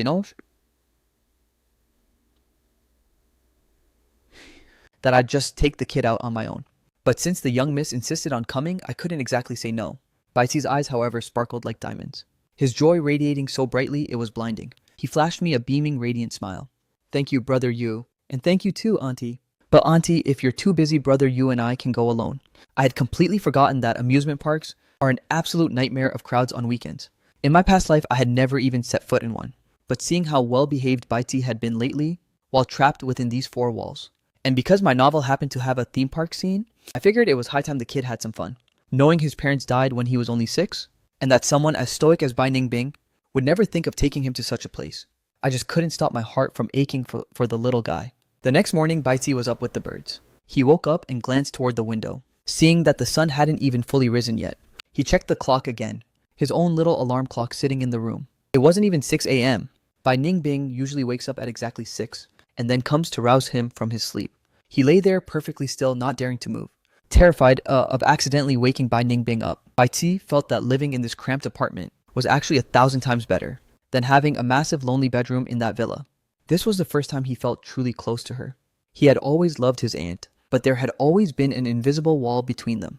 Since starting this new life here, he occasionally found himself experiencing the illusion of still living with his mom and dad. But it was an illusion he desperately wanted to hold on to. "You're awake," Bai Ti jumped, startled by the sudden voice. He turned to see Bai Ningbing already sitting up, her eyes fixed right on him. Though her expression remained characteristically stoic, the lingering traces of sleep gave her a rare lazy and relaxed aura, making her look much softer than her usual daytime self. I just woke up." He scrambled out of bed with lightning speed, grabbing his nearby clothes and tugging them on. Bai Ningbing made zero effort to assist him. Children of the Bai family were raised to be independent early on. Stepping out of the bedroom, the pair instinctively lightened their footsteps as they headed into the bathroom to freshen up. Reflected in the mirror above the vanity, the two shared a striking family resemblance. Their gorgeous faces mirrored as they brushed their teeth in sync. "Auntie, should we go wake up Brother Yu?" "No need, he'll get up on his own." I usually roll out of bed at 6 a.m. sharp to start prepping the morning meal. They typically retreat back to the room to handle their own business. "Auntie, Brother Yu works so hard to cook every day. Maybe we should just eat out this morning instead." You're trying to say his daily routine is exhausting, aren't you? Well, I just don't think we've reached the point where we're totally destitute and starving. Brother Yu shouldn't have to slave away every single day. This is simply his way of life. Leaving Bai Ti with a thoughtful, puzzled look, she grabbed the back of his collar and hauled him back into the room to study. The moment they entered the bedroom, I opened my door and stepped out. I shuffled across the floor, tugging open all the curtains. Seeing the brilliant clear sky outside, I let out a satisfied yawn with a wide grin on my face. Breakfast ingredients are usually prepped the night before, so there wasn't much heavy lifting left to do. Half an hour later, I habitually called the two of them to the table. Once breakfast was finished, we geared up to head out. "But why do we need to carry these backpacks?" He glanced at the small pack strapped to his shoulders, then at the massive bulging rucksack on my back, looking completely bewildered. "Did you forget that we're officially broke now? The snacks at the amusement park are insanely overpriced. It's the exact same stuff, so obviously, it's way more budget-friendly to buy them outside first. Don't you worry, your pack is only filled with light snacks. It won't weigh you down at all. But buying these snacks at the park can't be that much more expensive, right? No matter how much they hike the price, there's a limit. How much can a tiny snack really go up?" I unzipped the backpack on his shoulders and pulled out a pack of cookies. "These cost me exactly $10 at the supermarket. You can check the price tag at the park later and see the difference." "Fine, I'll see for myself then." Despite his vocal complaints, he obediently turned around, letting me stuff the snacks back into his bag. With that settled, the three of us finally set off. Bai Ningbing took the wheel to drive us there. To kill time on the road, I decided to tell Bai Ti a story. Naturally, I couldn't share my own web novel with a third grader, so I had to pivot. After some thought, I figured a classic fairy tale was safest. I went with the legendary story of Cinderella. The tale itself isn't particularly long, taking less than 10 minutes to narrate. Bai Ti listened with an air of mock seriousness, offering his review with surprising poise. "Brother Yu, your narration skills are actually quite impressive." I didn't know whether to laugh or cry. "Were you even paying attention to the plot? I know Cinderella is a bit of a cliche, and you've probably heard it 1,000 times. But as the great sage said, there's always something new to learn. You should have some fresh takeaways from it." "You've got a point. But I've already deconstructed this story countless times. There's really nothing left to ponder." All the girls in my class obsessed over the magical romance between Cinderella and the prince. But thanks to Auntie's early guidance, I realized long ago that Cinderella, even while covered in soot, was still the daughter of an elite earl. She was always in the prince's social league. So essentially, it's just a socially balanced, hard-fought, and ultimately satisfying romantic drama between elites. I let out a knowing chuckle. "All right then, tell me this. If you were Cinderella, stuck in a household like that, what would your move be? Would you endure the stepmother's torment with saintly patience, find a way to snitch to your father, or launch a counterattack of your own? Snitching to the father is a losing game. If the father actually gave a damn about her, Cinderella wouldn't have been bullied for that long. Striking back directly is also a bad play. If she makes it too obvious and treats her elders with disrespect, her reputation will be trashed and she'll never get married. She can't just run away either. A runaway girl would face the same social ruin and be totally unmarriageable. So the only logical option is to endure. For someone so young, your logic is surprisingly sharp. But by your reasoning, Cinderella's miserable fate was basically set in stone. Of course not. Endurance might look like the only path, but there are actually plenty of strategic moves. Take reputation, for instance. If disrespecting elders is a sin, is an equally massive scandal. The stepmother has 2 daughters of her own. She has to consider that if her own reputation is stained at some, her daughters will become social outcasts too. By Ningbing sitting in the driver's seat, glance at the 2 of them through the rearview mirror. Hearing Baita drop such a sophisticated breakdown, she gave a nearly imperceptible nod of approval. I was completely floored by the clinical logic, coming from an 8-year-old kid. So what you mean is, Baiti's argument was flawlessly organized. I scratched my head in disbelief. The car pulled into the parking lot and came to a smooth, steady halt. Baiti was the first to leap out of the vehicle, his childish excitement finally overflowing. I scrambled out after him and grabbed his hand, sternly warning him this place is always a madhouse. But today, the crowds are absolutely insane. You're way too adorable. Exactly the type child traffickers target first. So you must keep a death grip on my hand or your aunt's. Stay glued to our sides every single second. If anything feels off screen for us, instantly got it. Relax, brother you. I'm not stupid. I'll be sticking to you and auntie like glue. A kid's strength is nothing compared to an adult's. So resisting would be futile if someone actually grabbed me. My teacher already gave us the rundown. So I'm not going to wander off, okay? When a kid is this sharp and self-aware, it definitely puts an adult's mind at ease. The 3 of us finally reached the main gates. Since I had the foresight to book tickets in advance, we could head straight to the kiosks to print them. Compared to the poor souls trapped in those endless queues at the ticket booths, we had it easy. Once we passed through the entrance, the atmosphere was electric and packed with people. Both Bai Ningbing and I are the type of top-tier visuals who can command an entire room's attention effortlessly. As we made our grand entrance, we naturally became the focal point for everyone nearby. A few people even looked like they wanted to shoot their shot, but once they spotted the little guy, Baisi being held firmly by both our hands, they immediately froze in their tracks. Check out that young couple over there with the kid. Seriously, how can 2 people be that good looking? At first glance, I honestly thought some A-list celebrities were out on a stroll. Ugh, what a waste, they're both clearly taken. Otherwise, I would have totally gone up to get a number. I'm telling you, is it some law of nature that all the hunkies only end up with top-tier beauties? It feels like us average-looking women don't stand a ghost of a chance with a guy like that. That honestly stings so bad. You guys are focusing on the wrong thing. I'm just obsessed with how insanely cute that little boy is. He looks so well-mannered and elegant too. I seriously hope I can have a son just like him someday. Girl, wake up and smell the coffee. Neither you nor your husband have those kinds of genes. So don't go expecting a visual masterpiece like that kid. I had to bite my tongue to keep from laughing at their gossip. It's a pity Baisi isn't actually my kid. Otherwise, I'd be grinning from ear to ear too. Brother you, what are we hitting first? That totally depends on what you're craving. The roller coasters and bumper cars seem like a vibe.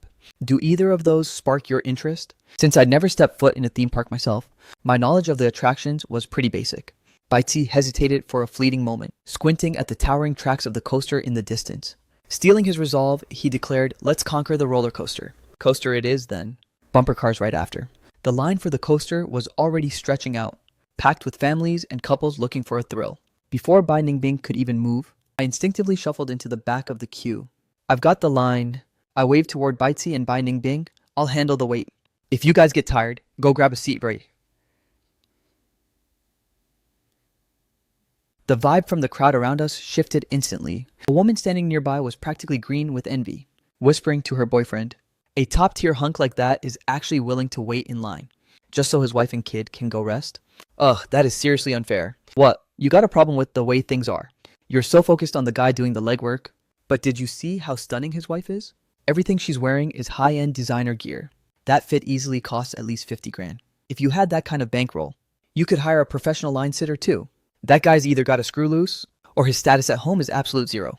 If I had his god-tier visuals, I'd never settle for a woman who treats me like a servant." The man accidentally let his intrusive thoughts slip out loud, earning him a sharp kick to the shin from his girlfriend.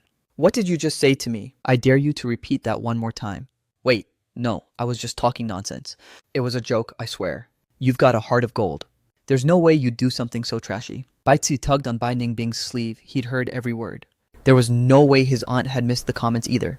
"Is it really okay to leave brother Yu waiting there alone? Didn't your teachers ever mention gender equality? He's handling the line for this ride, but for the next, it'll be someone else's turn. That includes you." Baitzi let out a sigh of relief. So she wasn't just exploiting Gu Xiaoyu's labor after all. It was true he used to despise Gu Xiaoyu, but his opinion of me had taken a complete U-turn. If it were the old Gu Xiaoyu, he wouldn't have cared how much Bai Ningbing tormented him. But when it came to the current Gu Xiaoyu, he couldn't help but feel protective of me. Look at that. Some of those women are married. and some are still single. And just like that, they dragged the conversation into a completely irrelevant place. Bai Zi didn't want to listen to their nonsense anymore, so he pulled Bai Ningbing over to a nearby bench. Since Gu Xiaoyu wasn't being forced to wait in every line, there was no reason to feel guilty. Anyway, everyone would have to endure the wait eventually. After queuing for a while, it was finally our turn and Bai Zi naturally took the middle seat. Bai Ningbing and I flanked him on either side. Even after being strapped into the roller coaster, there were still people gawking at their stunning visuals, craning their necks just to steal a glance. It made Gu Xiaoyu feel incredibly self-conscious. But when I glanced to my side, I saw the young Miss Bai Ningbing sitting there, as if she were in her high-end office, exuding an air of intimidating elegance. She seemed completely unfazed by the attention. Then I looked over at Bai Zi. The kid was totally ignoring the surrounding crowd. His large eyes were wide with wonder, as he gleefully double-checked his own safety harness. He didn't forget to nag Gu Xiaoyu, "Brother Yu, check one more time to see if your belt is tight enough." "Don't worry." I checked it again and found no issues. "It's perfectly secure. Relax." After saying that, I looked back at Bai Ningbing. The young miss sat there with absolute composure, acting as if none of this mattered. I suddenly became intensely curious on a ride as heart-pounding as a roller coaster. Would the great Bai Ningbing actually react like a normal human being, or would she remain a stone-cold statue, even while plummeting through the air? I definitely need to keep a close eye on her. With my mind set on that plan, the moment the roller coaster lurched to life, I kept a sharp, distracted eye on Bai Ningbing. The ride began with a deceptive sluggish crawl, creeping up the iron tracks inch by agonizing inch. As we finally approached the dizzying peak, my heart leaped into my throat. The real chaos was about to begin.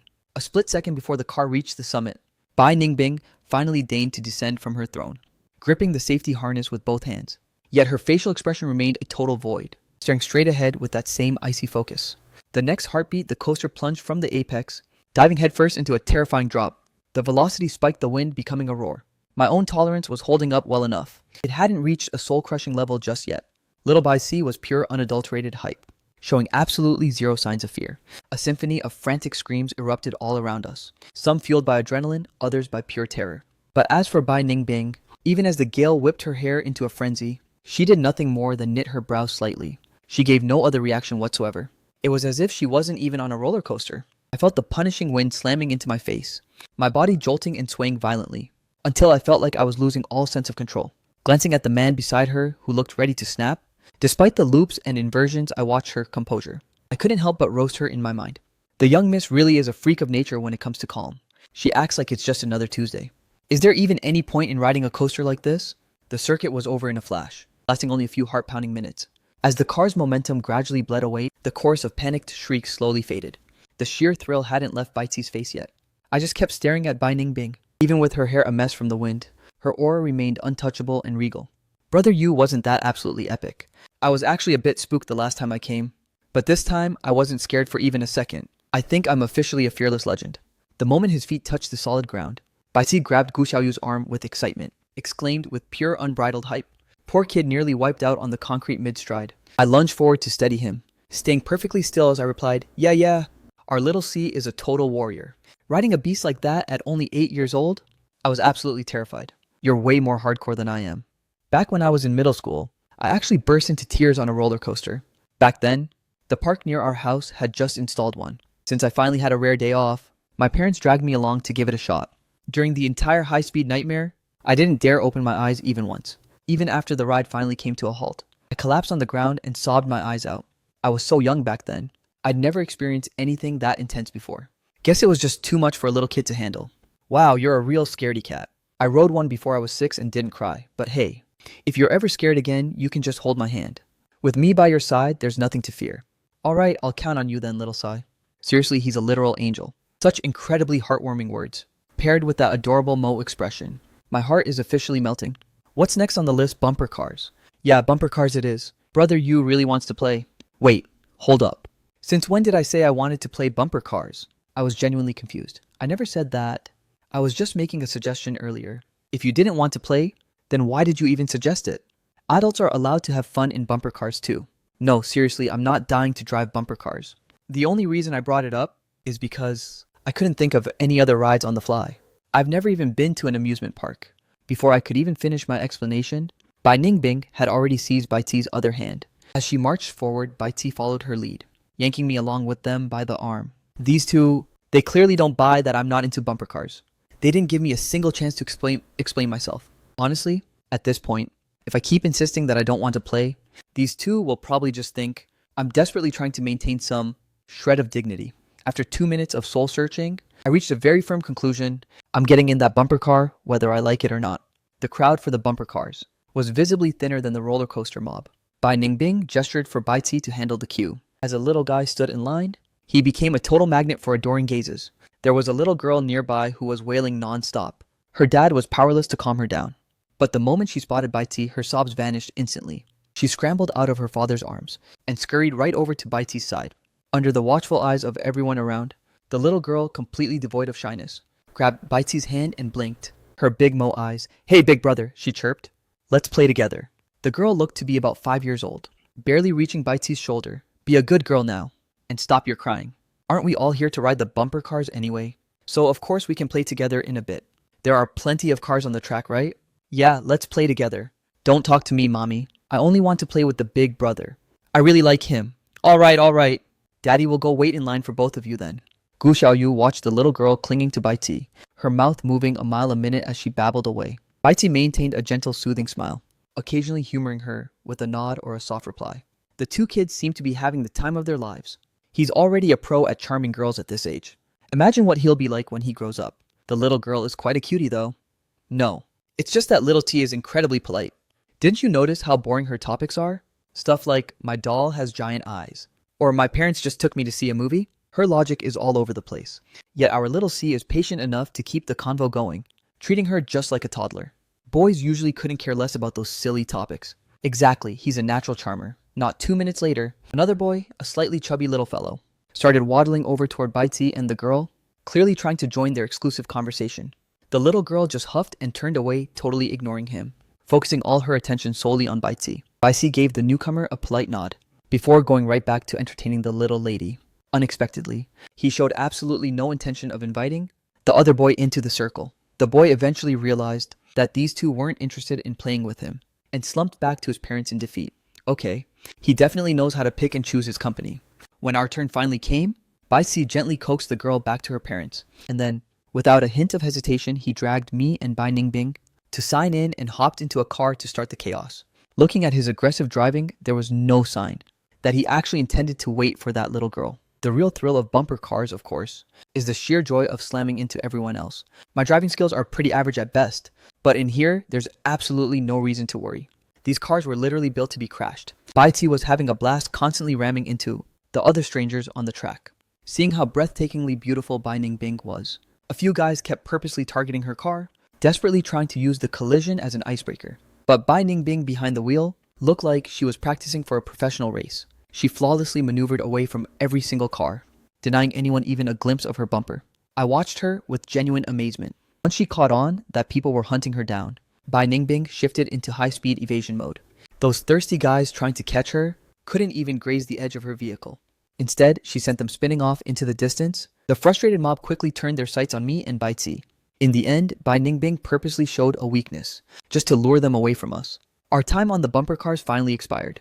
The moment the staff signaled for us to stop, I steered the car back to the dock and stepped out without looking back. I never want to touch those cursed things again for the rest of my life. Even little T was fuming after that fun ride. The moment he hopped out, he grabbed me and started venting. Those people have absolutely zero class. They don't even know us from Adam. Yet they kept relentlessly ramming into our car. And if that wasn't bad enough, they were hitting us with such force. It actually gave me a massive headache. I was desperately trying to come to your rescue, but I got knocked completely off course by those idiots. Then a whole swarm of other kids started dogpiling me, knocking me further and further away. It's enough to make my blood boil. Come on, it wasn't that dramatic. It's mostly because you're just too adorable, you know. Just like that little girl earlier who clearly had a crush on you. They all just wanted to get your attention. Those kids behind the wheel definitely liked you too. So they crashed into you as their way of playing. So did they target you because you're so handsome? Well, you are. Pretty good looking, but your driving skills are honestly trash. My aunt was a total boss and dodged that entire mob effortlessly. Oh right, near the end. It looked like she actually bailed you out of that ambush. Recalling Bai Ningbing's legendary performance just now, Bai Ti immediately grabbed her hand without a second thought, his face glowing with pure idol worship. Auntie, you're incredible. You have to teach me your ways. There were so many people gunning for you, yet not a single one managed to land a hit. Yeah, thanks for the assist. Bai Ningbing gave me a nonchalant nod, clearly unfazed, then ruthlessly shut down Baizi's hopes. You're too young. You're too short to even reach the gas and brakes properly. So don't get ahead of yourself. Focus on eating more and hitting a growth spurt first. In this life, there are some things you're simply powerless to change. Like your height, for instance. Baizi instantly deflated like a pop balloon. He wasn't exactly short for his grade level, but at the end of the day, he's just a kid. How could he possibly compete with an adult? Don't sweat it. I bet you'll grow up to be even more badass than your aunt. Trust me on this. Just make sure to chug an extra glass of milk before bed. I'll start prepping it for you. Milk is the secret to getting tall. Even if hitting adult height is a stretch right now, you should at least strive to be the tallest titan among your peers. So what's our next target on the map? I was starting to regret not doing my homework and looking up a pro strategy guide before coming here. Just as I was racking my brain, a young boy sprinted past us, tugging on his parents' hand, while bouncing with pure unbridled energy. The pirate ship. I'm finally gonna ride the pirate ship. I immediately pivoted to ask Baizi, do you want to conquer the pirate ship too? Sounds like a plan. I'm down for anything. I pulled out the map to check. Conveniently, the pirate ship was just ahead, not far at all. Let's go then.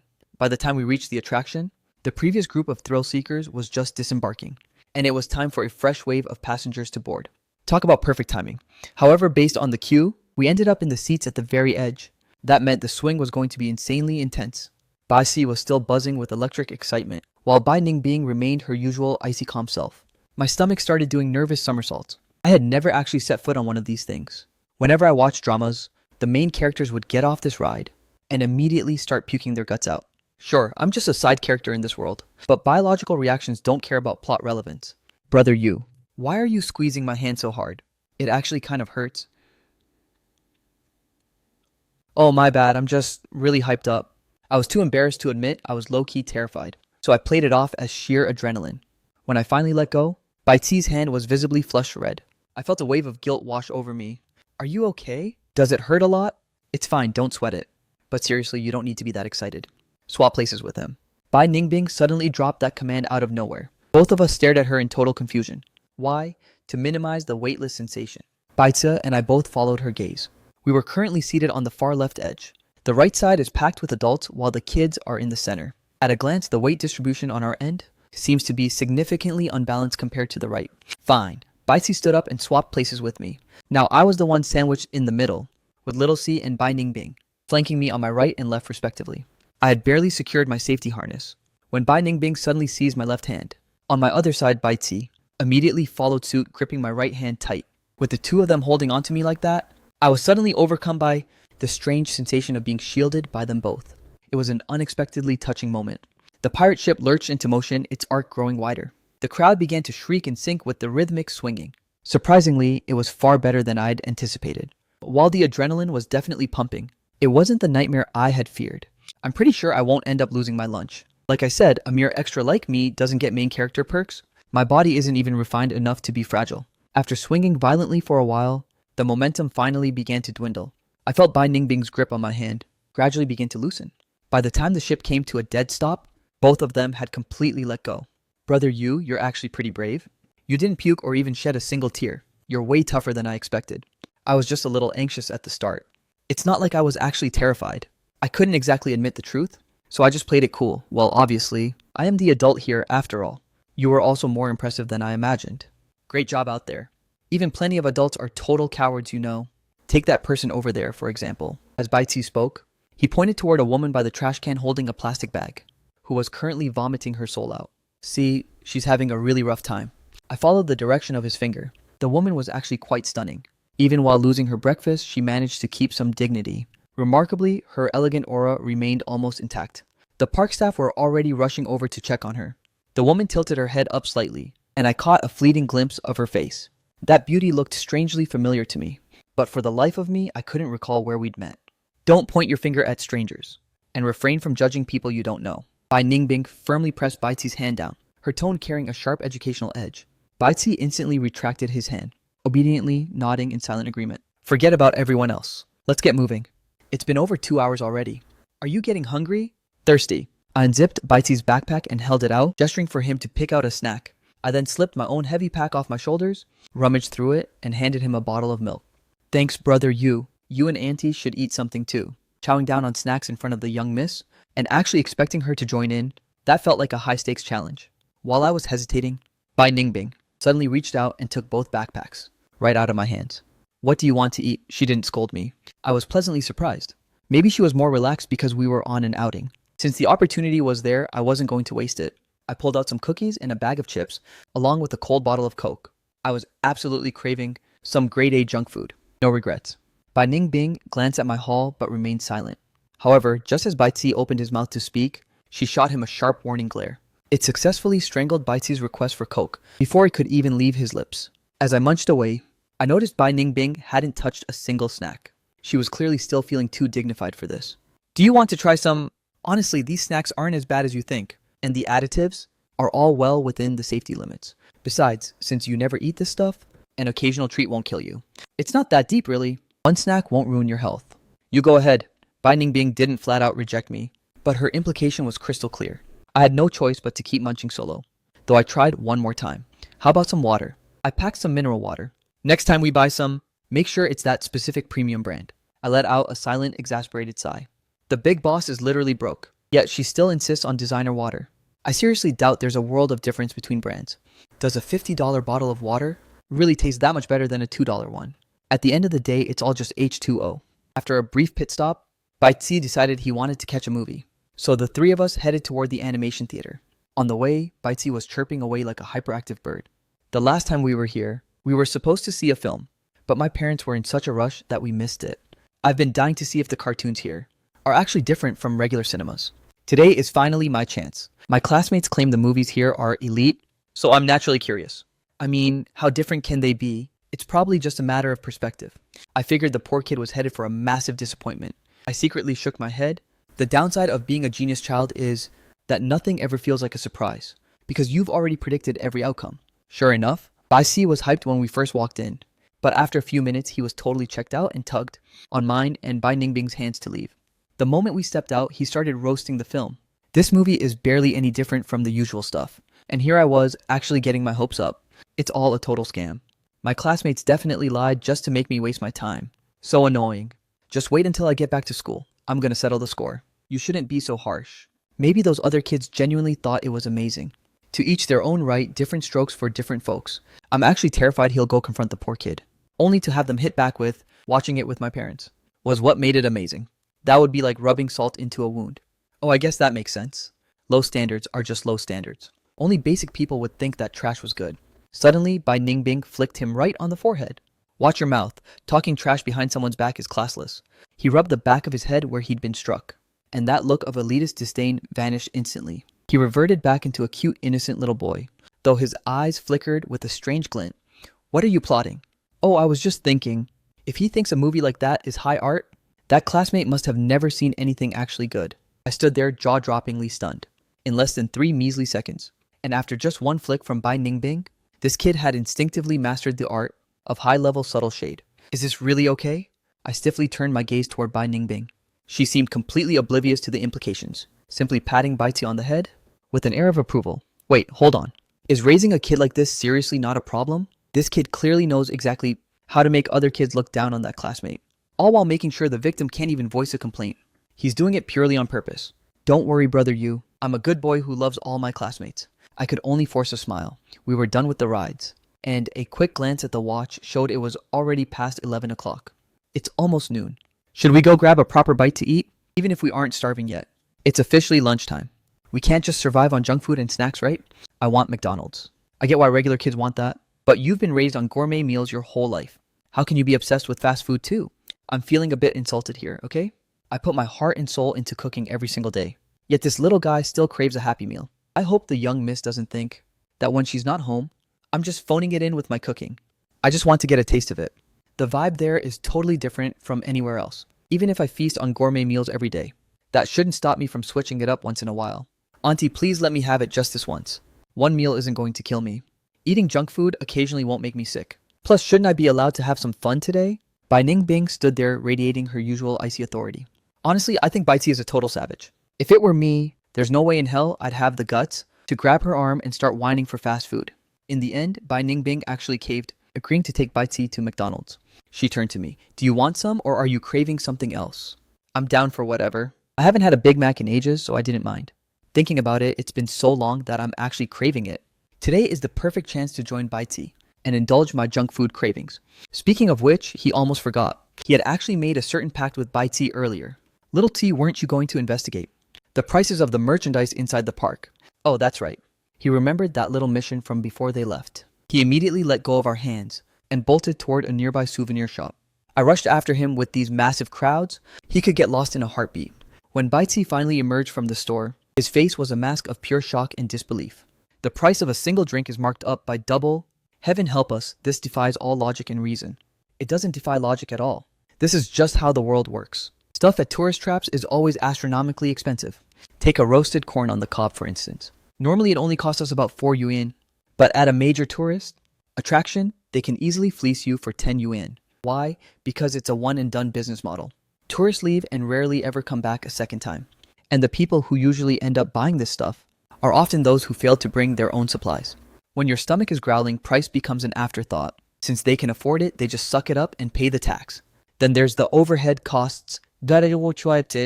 Oh right, and don't forget the overhead costs your aunt mentioned. A single ear of corn isn't expensive on its own, and even roasting it doesn't cost much. But if you want to bring that corn into a prime location, you have to pay a massive premium to the park's management. That extra cost is inevitably passed down to the tourists, which is why the prices are so sky high. In that case, the biggest winner must be the owner of the amusement park, right? After all, they just need to build the place, hire a management crew to run the show, and then just watch the money roll in. When you add the revenue from all those entrance tickets, the profits must be absolutely insane. As expected of a child born into the business-savvy B family, his lightning-fast intuition is honestly intimidating. I look back at when I was Bai T's age, and I was probably still playing in the dirt. Then you also need to consider how to convince the authorities to grant you the land rights, and how you'll secure the massive capital needed for construction. Even after all that, you'll need to recruit the right management team and handle constant maintenance. It's a complex puzzle. Sounds a bit heavy, but it's fine. I'm still just a kid. I'll figure out the logistics when I'm a bit older. I'll worry about the strategy then, if only it were actually that simple. I shook my head inwardly. The young miss was just giving him a reality check to make Bai T realize that things are rarely easy. When it's time for actual execution, the hurdles are endless. Even someone as formidable as the young miss faced failure. Does anyone think she didn't understand the theory? It's clear that knowing the how-to of a business doesn't guarantee success in the real world. There are simply too many external variables at play. A lot of the time, things are outside of human control. For instance, something as illogical as main character luck. Once we got home, everything snapped back to the usual grind. My life followed a strict rhythmic routine. Wake up on time, prep the meals, tidy up the house, and then dive into my writing. After lunch and a quick cleanup, I'd take a nap, then get back to the grind in the afternoon. I spent some time researching, prepping for future illustration commissions. Evenings are for grinding out more chapters, punctuated by the occasional mindless scrolling. Maybe I'll decompress with a show. Aside from that, I carve out specific slots for laundry and deep cleaning the apartment. Regular grocery runs are a must, as is sticking to my workout routine to stay fit. If little C is feeling restless, I'll occasionally take the kid out for a spin, hitting up museums, libraries, or other spots just to kill time. Meanwhile, Bai Ningbing is a perpetual whirlwind of work. What she's actually doing is anyone's guess. She only surfaces during breakfast and dinner, spending her nights auditing Bai T's daily progress. Regarding my outings with the little guy, she hasn't voiced any objections. I've just assumed she's cool with our current vibe. But while peace and quiet are great, certain logistical nightmares still need fixing. During breakfast this morning, I brought up the housing situation once again. Bai T shot a hopeful glance at Bai Ningbing. Sleeping has been a bit of a struggle for him. Next to Bai Ningbing, he's too scared to even twitch. He's desperate for a room of his own, where he can toss and turn to his heart's content. I've already scouted a place. We can move in next week, if you're looking to buy the following week. A promising new development is hitting the market. We can head over and check it out then. Bai Ningbing delivered the final verdict. I finally felt a weight lift off my chest. It's a relief the boss didn't forget about my needs. Fast forward to next week. Bai Ningbing told me to pack my bags. It was time to upgrade to a new rental. Auntie, does this mean I finally get a bedroom all to myself? I really want a bookshelf. The bed doesn't have to be huge, just big enough for me to crash. While we waited for the moving truck to arrive, Bai T's mouth was running at a mile a minute. I knew it, Auntie, you're literally the best. Brother Yu, we're finally moving into a bigger spot. Aren't you hyped? Xiao Yu and Bai T, along with Bai Ningbing, moved into the new rental. The trio began unpacking. Stoked? Why wouldn't I be stoked? Honestly, I was feeling pretty neutral about it. It's not like I actually own the place, so the location doesn't make much of a difference to me. I've lived in a standard 2-bedroom setup since I was a kid. Being an only child, my parents pampered me in their own subtle way, so I never really had a burning desire for a mansion. See if you have never been starved for affection and never truly suffered through the bitterness of poverty, plus you lack a hyper-competitive personality. It's remarkably difficult to develop an intense craving for material wealth. I'm the classic example of someone who isn't rolling in riches, but has spent their entire life bathed in genuine happiness. To be perfectly blunt, I actually find smaller apartments cozy and easy to manage. But cozy is one thing, harsh reality is quite another. We couldn't exactly let Bai T keep bunking with Bai Ningbing forever, right? I'm beyond thrilled. I'm going to grind for cash and buy a mountain of books. That old place didn't even have a proper study. I've been holding back for way too long. There it was, little C's biggest motivation. The previous place was too cramped to fit anything. Since it was just a temporary rental, Bai Ningbing hadn't provided a private library, like he had back at the old villa. The kid had nothing to do during his downtime, forcing him to endure those mind-numbing cartoons. He was literally dying of boredom. Wait, weren't you glued to those cartoons earlier? I had no idea you were such a bookworm. I only watched that trash because I had zero options. I don't actually like those childish cartoons at all. But all the other kids in my class are obsessed with them. Auntie told me that it's okay to be a genius, but when you lack the absolute power to dominate, you must never drift too far from the masses. Otherwise, you'll just end up getting ostracized. Holy crap, the boss is truly on another level. Bai C is still just a sprout, yet the boss is already dropping such deep philosophical gems. What else did I tell you? Auntie, you also mentioned that I should treat everything as if it's exactly the way it's supposed to be. I shouldn't have let my own intelligence make me look down on or insult my classmates' intellect, even if that's how I truly feel inside. I need to practice self-hypnosis and forget it. My classmates are all wonderful people. If I had been drinking tea at that moment, I'm positive I would have done a massive spit take. Good grief. This elementary school kid is already being indoctrinated with this. It makes me feel like my younger self was a complete and utter moron. I didn't even begin to grasp these life lessons until I was halfway through high school. Read. Bai Ningbing casually reached into a packed crate, pulled out a random book, and shoved it toward Bai T. Bai Ce obediently accepted the offering, flipping it open without even glancing at the cover. I managed to snag a quick peek and caught the title Thick Black Theory. Okay then, I guess a mogul's child is destined to be a mogul. A mere mortal like me should probably just keep my mouth shut. The moving truck arrived in record time, though we didn't actually have that much gear. It wasn't until we started packing that I realized nearly everything in the house was stuff I'd bought, and most of it was just basic household supplies. Eventually, even Bai T couldn't stand it anymore, and nudged Bai Ningbing to give me a reality check. Only then did I abandon the trivial items, like my hoard of cooking oils and seasonings. The one silver lining here is that the mountain of clothes once bearing my room had mostly been liquidated already. It made the heavy lifting a total breeze. The new apartment was located in a nearby complex, not too far from our old stomping grounds. The security and scenery were a major glow-up. Stepping inside, the floor plan was surprisingly elite, with my background in interior design. I took a quick lap around the place, and had to admit, Bai Ningbing's taste in real estate is top tier. The unit came with a clean modern finish. The aesthetic is my absolute favorite pure minimalism. Black, white, and gray, a timeless palette that never fades. No matter the angle, it's just incredibly pleasing to the eye. Even the pre-purchased furniture is perfectly coordinated. But the ultimate highlight, the cherry on top, is the swing waiting on the balcony. It perfectly fulfills my lifelong fantasy of having a swing where I can lounge and lose myself in a book. Whoa, this place is leagues better than the last one. I love it, I totally love it. Bai Ningbing, with her long elegant strides, walked through the rooms while directing the movers to place every box in its designated spot. She glanced at the two of us, big and small, beaming with joy, and for a fleeting second, her gaze softened with warmth. Quickly, she reverted to efficiency, commanding the workers. Roughly an hour later, the movers finished up and finally headed out. I fished a set of pre-prepared towels out of a bag and gave a playful wave toward Bai C. Little C, it's time to put in some work for our new home. I'll handle the tables and the sweeping. The rest is on you. Deal, the windows and mopping are all mine. And what about me? The question left our little duo momentarily stunned. Oh, auntie, you're going to work too, no? There's really no need? Little Xiaoyu and I can handle everything. We've got this under control. Letting his aunt do manual labor, the thought had honestly never crossed his mind. He'd never seen her do anything of the sort, and imagining it felt utterly bizarre to him. Exactly. We can finish it all ourselves. You should just go focus on your own things. In all this time, I've never seen the great boss Bai do chores. I have to admit, if I saw a titan like her doing such menial labor, the guilt would probably eat me alive. I'll take care of the windows. You two handle the rest. She swept her eyes over the floor-to-ceiling balcony glass and decisively claimed the task for herself. Before I could even muster a response, she reached out and took the spare towel from my hand.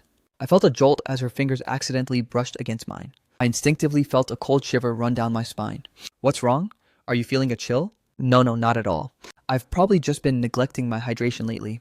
It's fine, I'll just chug some extra water and I'll be good. It definitely wasn't because the great boss Bai touched me. It's not like I'm made of fragile glass, acting like I'm suddenly untouchable. Maybe just cut back on the junk food. A verbal blade suddenly pierced straight through my heart, effectively making my face darken in an instant. Hearing that sharp remark, Bai Ti knew exactly that Bai Ningbing wasn't just making idle conversation. He immediately scrambled toward my bedroom to hide. If he didn't bolt now, his aunt might just aim one of those metaphorical daggers at him next. And he still desperately wanted his snacks. The only response I received was Bai Ningbing turning around and leaving me with her back. You change the trash bags every single day. Yet how can this house possibly generate that much waste? Xiao Yu slapped the back of his left hand with his right. How could I have completely overlooked that detail? But the great boss Bai is always so busy from dawn till dusk, and she spends all her time locked away in her room. How on earth does she find the time to monitor the trash, eat fewer snacks, and drink more water? Now let's get back to work. Inside the bedroom, Bai Ti was busy dusting the nightstand, totally unaware that in the blink of an eye, solely because of his aunt's observant remarks, Xiao Yu had decided to strictly ration his snacks. If he had known this was coming, he probably wouldn't have chosen to tuck tail and vanish the second he sensed trouble brewing. After over an hour of intense scrubbing, the apartment was finally looking pristine. That included the time Xiao Yu spent pretending to sweep while secretly admiring Bai Ningbing's silhouette. He would never dare admit it, but he was planning to write a character exactly like Bai Ningbing into his latest web novel. Who told her to keep nagging him about his snack habits? Since the original novel doesn't exist in this world anyway, using a real-life CEO type like Bai Ningbing as a template would surely make the story a massive hit. I'll just leave out the whole bankruptcy part. Writing her based on her peak Ice Queen glory days is guaranteed to be a fan favorite for sure. Xiao Yu, why do I get the feeling that today, the way you're looking at my aunt is super suspicious? But I totally get it, it's cool. I'm sure my aunt won't even mind.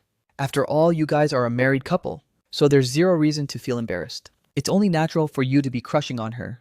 It would actually be way worse if you didn't. Aren't husband and wife supposed to adore each other? He was being as adorably cheeky as possible. I barely managed to suppress a loud laugh. Bai Ningbing, who was heading to the bathroom to wash her towel, happened to catch every single word of our conversation. A pensive, thoughtful glint flashed in her eyes. I quickly made my presence known with heavy footsteps as I entered, causing those two to zip their lips instantly, acting as if they hadn't said a single word. Cleaning the place wasn't nearly as draining as I expected. I ultimately decided to whip up a home-cooked meal. There's a massive supermarket in this area too, even bigger than the one at the old complex. Shopping for supplies is going to be so much easier now. I need to go do a quick scouting lap inside, and pick up some fresh produce and fruit. This time, Bai Ti was surprisingly well-behaved and didn't insist on coming. But out of nowhere, Bai Ningbing stepped in to stop me. You don't have to go. Seriously, I can carry it all back myself. Since it's the first run to this new place, I'm not planning on buying a whole hoard of stuff. Just enough for today's meals will do. I'll be back in a flash. You guys worked so hard earlier, so just take a breather and relax. If I don't go, how are you going to lug all those snacks back? Is this snack joke ever going to end? But honestly, I really did want to buy some treats. I couldn't exactly argue with the boss, so I just let her follow. In the end, I petulantly tossed a ton of items into the cart. The two of us ended up hauling back 3 massive bags. Seeing the big boss carry groceries felt a little awkward. But hey, she's the one who keeps roasting my eating habits. The 3 of us slept like babies that first night. Though Bai Ningbing never voiced it, having Bai Ti sleeping right next to me actually made me feel a bit uneasy. Having had my own private room since I was a kid, I'm just not used to sharing my space with anyone else. Even though Bai Ti is well behaved and respects my side of the bed, the mere presence of another person makes me restless. I've been on the move all day. I didn't feel exhausted at first, but in reality, the fatigue was real. As soon as I washed up and hit the sack, I was out like a light. It was the kind of deep restorative sleep I needed, lasting until the crack of dawn. As for Bai Ti, it was even better. Having a whole bed to himself meant he could toss and turn however he damn well pleased. Pure bliss. Over the next couple of days, the trio fully basked in the glory of the new apartment. Then came the day Bai Ningbing called me to scout a property. This was finally it. The house hunt she had promised me earlier. I've been anticipating this for so long. Finally, I'm getting my own sanctuary in this world. Look, Bai Ningbing treats me well enough, and Bai Ti is genuinely adorable. Even if our official status is a bit of a gray area, I truly consider them my friends. Yet I still lack a real sense of belonging here. Bai Ningbing is technically a tragic cannon fodder character, and my husband was her nephew. Everything I currently possess has absolutely nothing to do with who I actually am. At the end of the day, I'm just an outsider. But having a house, that changes everything. With a deed in my name, I'll finally have a permanent anchor in this reality. Even if I part ways with Bai Ningbing and the kid later, I'll still have a fortress to retreat to. When that time comes, I can keep grinding as a freelance writer. This house will be my true base of operations. Of course, even without a purchase. My current royalty checks are enough to cover rent. But renting just doesn't offer that same peace of mind. The location Bai Ningbing took me to was a bit further out from our current rental. Real estate prices in this city are skyrocketing, and eager buyers are swarming everywhere. By the time we arrived, a massive crowd had already gathered outside. Fortunately, Bai Ningbing didn't make me push through that chaotic mosh pit of people. Instead, she led me straight through the VIP staff entrance. She really is a former powerhouse. When she makes a move, even without pulling strings, people naturally show her a high level of respect. But respect is an understatement for how they treated her. They were practically rolling out the red carpet for her. I followed closely behind Bai Ningbing. For the first time, I experienced the elite VIP treatment right in the middle of a cutthroat high-demand real estate frenzy. We were escorted directly into a lavish private lounge that screamed high-end luxury. The tea the staff served was clearly that premium, insanely expensive blend. Even a complete amateur like me could tell this stuff cost a small fortune. We're just here to scout a house. Is all this pomp and circumstance really necessary? Are you close with the owner here? This project was just a side hustle Fourth Brother started to shut up the critics back in the family. He has no intention of staying in the real estate game. Pick any unit you like. We'll pay the market price and be done with it. Even if he's the developer, striding in here like this feels like we're taking advantage. Isn't it a bit much? If Boss Buy were the one buying it, wouldn't matter. But since this deed is being registered in my name, using special privileges feels totally wrong. Besides, it was obvious he wasn't exactly my biggest fan. The last time he visited, his cold calculating gaze at the start is something I'll never forget. The money will be paid in full. I'm simply letting you choose a unit. Profit is profit either way. These 3 buildings have the prime layouts and locations. Excluding the bottom 6 floors and the top 6, pick any unit you want from what's left. See which one catches your eye. Fine, I won't overthink it if the boss says pick, I pick. I pondered for a moment. Worst case, I'll just grind out more chapters to pay it back. I began meticulously scanning the blueprints. Despite being an interior designer by trade, I know enough about architectural structure to tell that these 3 buildings are top tier. After some deliberation, I settled on a 3-bedroom layout. If the renovation finishes and we haven't divorced yet, the 3 of us can live there together. If we do split and I keep the house, 1 room will be my sanctuary. 1 will be my dedicated studio. And the last one will be a chill lounge. Absolutely perfect. Once the layout was locked in, it was time for a walkthrough. Bai Ningbing accompanied me and the staff to inspect the site. The surrounding landscape was still a work in progress, and the corridors were a cluttered mess of construction. Usually developers sell the units before breaking ground. So why is Mr. Sun finishing the construction before putting them on the market? Because I previously advised him that as long as the build quality is top tier, finding buyers would never be an issue. Furthermore, real estate values are set to skyrocket. The longer he waits, the higher the profit margin. Makes total sense, as expected of a former titan, who once dominated the construction industry. Unlike a pseudo-intellectual isekai traveler like me, her predictions are based on raw expertise.